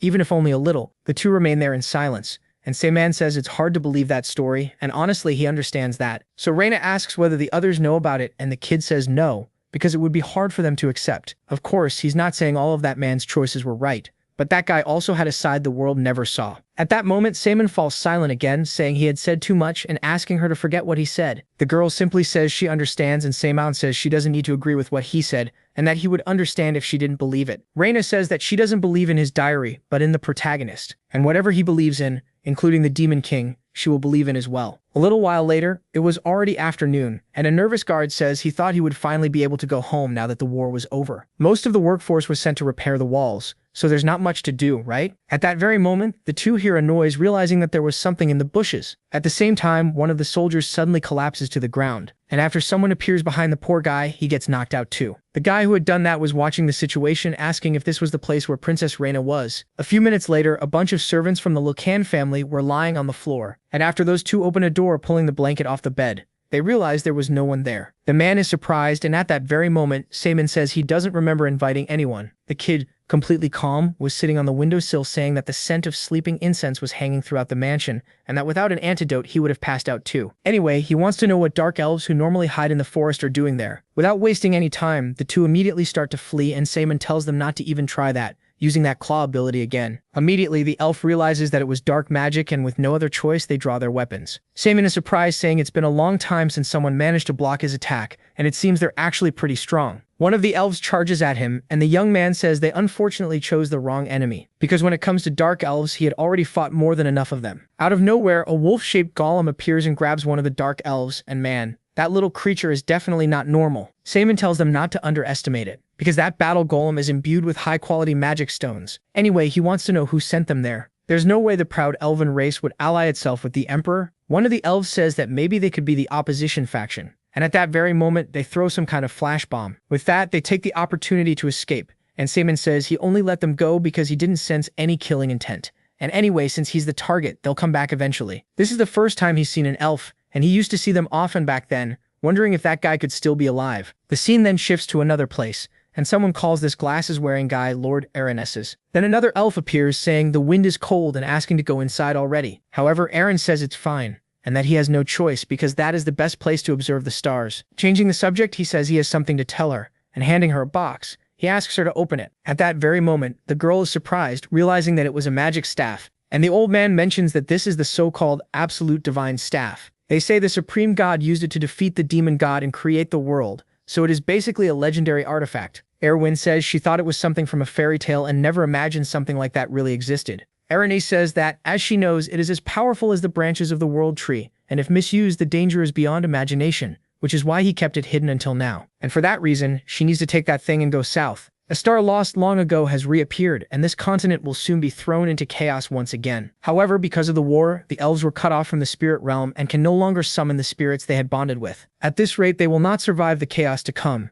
and that is why they need the power of the world tree. And if they can obtain the key of dimensions, which is the tear of the earth, they can reopen the sealed passage between the worlds. Luckily, they realized its power had been sensed in the south, and hearing that, Erwin asks why he chose her out of everyone, and the old man says that is already obvious. After all, she is his most trusted successor. She says she made it very clear that she had no intention of becoming a mage, but he says that's pointless, since he had already chosen her. And there's no other way either since the fate of their species is at stake, right? And accepting the mission, she states that she will return and find what he wants, no matter what happens. The girl finally leaves, and Aaron's keeps staring ahead. Right then, my friend, nothing good is coming. And Aranis says it's surprising that the guy had been waiting so calmly, saying it would be a good idea for him to leave now. The hooded man is surprised, saying that, as expected of him, no one had ever seen through his camouflage before. Anyway, he was only watching because the conversation was interesting, asking if even though he can't use spirit magic, he still plans to face him. Then Irene says that he of all people, after 500 years, had completely forgotten how pathetically he lost. Anyway, he wants to know how he returned there without fear. And with the battle about to begin, the guy says he came to take back what was stolen from him. Asking where this so-called Atlas project is, the two just stand there staring each other down, and Aaron's asks why he's looking for that in a place like this. The young man asks him not to play dumb,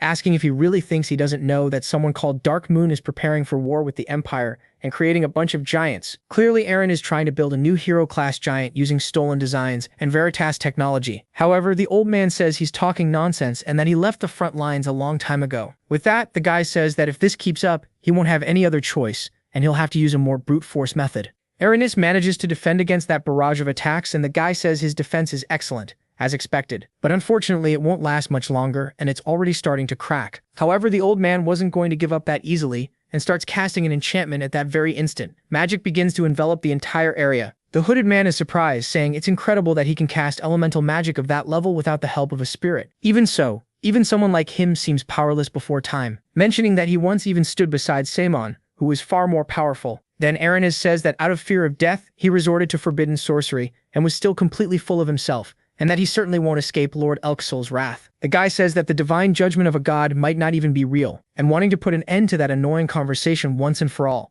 he extends his hand, creating a kind of magical barrier. And Artheus does the same thing too. And right then, man, a huge bolt of lightning comes down from the sky. Surprised, the hooded man says that even after tampering with his memories, he recovered quickly, and that this old man definitely shouldn't be underestimated, huh? And Aaron says he's very arrogant, even though he's just a child, asking if he's already forgotten how he lost to him in the past. A giant monster appears at that very instant, and right then, my friend, the guy kicks the bucket. Thus, victory goes to Aranis, who wonders whether that guy had escaped. It seems that dude's name is Arson, and unlike him who had lost his strength, that guy had become even more powerful, and he doubts he can stop him alone now. In any case, the prophesied final war is finally beginning. The scene then returns to Lacan territory, and the protagonist actually looked like a proper person in those clothes now, huh? A soldier opens the door and the kid walks into a corridor. Someone immediately says that he has arrived, and our boy, without wasting any time, kneels down, saying his name is Saman of House Lacan, offering greetings to your Imperial Majesty. Apparently he was in that old man's kingdom, who says he had been waiting for him for quite a long time.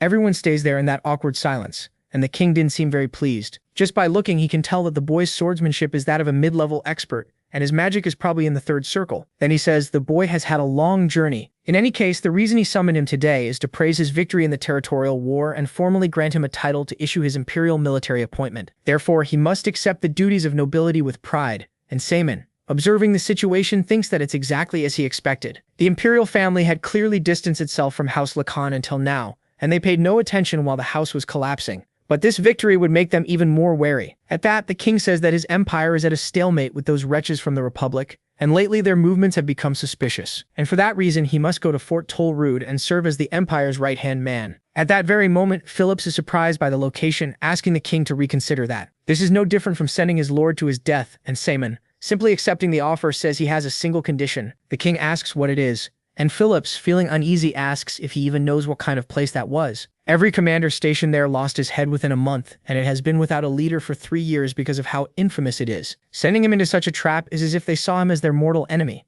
And right then, the king gets furious, asking what he just said about him. At that very moment, Saemon thinks it's hard to believe that an old man like that has such presence, and if he had let his guard down even a little, even his own will might have been overwhelmed by it. Soon after, the king, still furious, asks if he just set a condition before the emperor, and the boy completely naturally says that is exactly right, and in order to carry out your majesty's orders, that condition must be met. Man, the kid's really putting himself on the line, huh? The two keep staring at each other, and Phillips watches the situation from the side, thinking that when an envoy from the emperor brought the recruitment notice, he was strangely calm. But this is going way too far now. At that, the king says his arrogance knows no bounds, and if he cannot give a convincing reason, he will pay the price for mocking his emperor. Saemon says he is well aware of Fort Tolrud's infamous reputation and of its danger as a front line as well, and that is why the nobles avoid taking command there, and for that reason, he wanted to manage that place personally. The king didn't understand anything, asking what he meant, and Saemon says that his main objective is to strengthen his military power. If he increases his influence over the banner of House Lacan's territory, he will have the means to control his men more easily,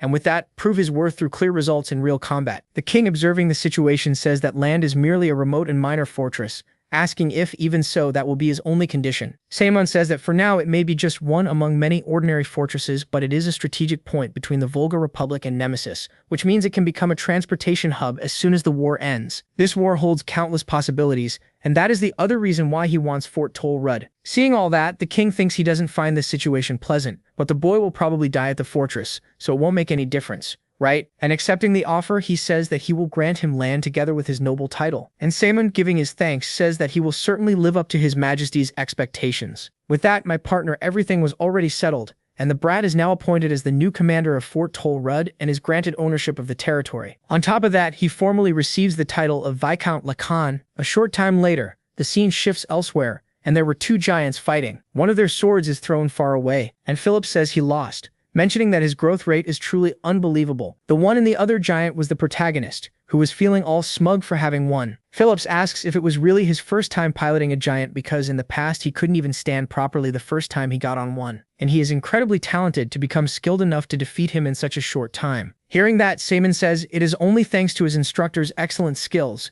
and looking at the giant, he thinks that fortunately the structure of the giant's mana circuit is similar to that of the golem he designed. At that moment, giants are the most powerful force they possess, and that power is something that even someone skilled in magic like him realized he could barely face alone. Anyway, they are making at least a little progress, and Saemon, wasting no time, asks to go inspect the territory. The scene then shifts to a village, and the bald guy from earlier notices that the protagonist was there, asking how the progress is going. The old man says that the damage caused by Count Monarch's army has been almost completely repaired. The facilities for the people of Volga are also being built without issue, thanks to the generous supply of workers and materials. In addition, the structure of the merchant guild he mentioned is starting to take some kind of shape. Honestly, employment was the biggest concern when accepting so many refugees, but he didn't expect the issue to be resolved so easily. Observing the situation, our boy thinks that turning Lamer into a free city served this very purpose, so that they could establish their own guild. The former kingdom of Volga developed trade because of its infertile lands, and because of that its people have experience in administration and finance. And if they are given a place like Lamer, they will undoubtedly prosper without any kind of restriction. Honestly, he is eager to see the place when he returns, and the old man asks if he is going to skip the inspection of the Mage Tower. And Saemon says that it is fine because he had left all the necessary matters to Lord Muti. No matter how skilled a pilot becomes, it makes no sense if he doesn't have a giant to pilot. So because of the preparations for countless future battles, he began building a new magic tower. With the books stolen from the Veritas Magic Academy together with the Atlas blueprints, he will create a new hero-class giant with that technology. He is eager to see what it will look like, and by the time he returns from his post, many things will surely have changed. Besides, now that he remembered, that tower has no name. Naming it is not absolutely necessary, but if he had to give it a name, he already has one in mind. At that very moment, Reina notices that our boy was there, asking if he had already finished his work, because she had been waiting for him to give him something before he left. She had some kind of stone in her hand, saying that it is made from a fragment of a treasure passed down by the royal family, and it is believed to have the power to protect someone. Surprised, Saemin questions why she gave him something so precious, and Reina says that she heard that His Imperial Majesty had summoned him. Because of that, she hoped he would return safely. And hearing that, the big guy gets all embarrassed. Of course, he's not going to refuse the gift, right? Saying that he will return safely and give it back to her. It will definitely be a promise, and a short time later, it was already night, and our boy was leaving. Han says there is no need to leave in secret, and Saemin says that everyone is incredibly busy and they would try to hold a farewell ceremony, which means it would be troublesome. Anyway, he will count on Hans to manage the territory while he is away. The guy says he will do his best, and the protagonist says that he is no longer young, so he should not overdo it, right? At that very moment, someone calls out to Saemin, and man, it was Phillips, already fully prepared for the journey, asking if he really intended to leave him behind. He had said he would become the sword that protects him, so he should always stay by your side, and that's exactly why he'll be accompanying you. Our boy just listens to everything in silence, and then soon smiles, saying that if he slows you down, you'll send him back immediately, right?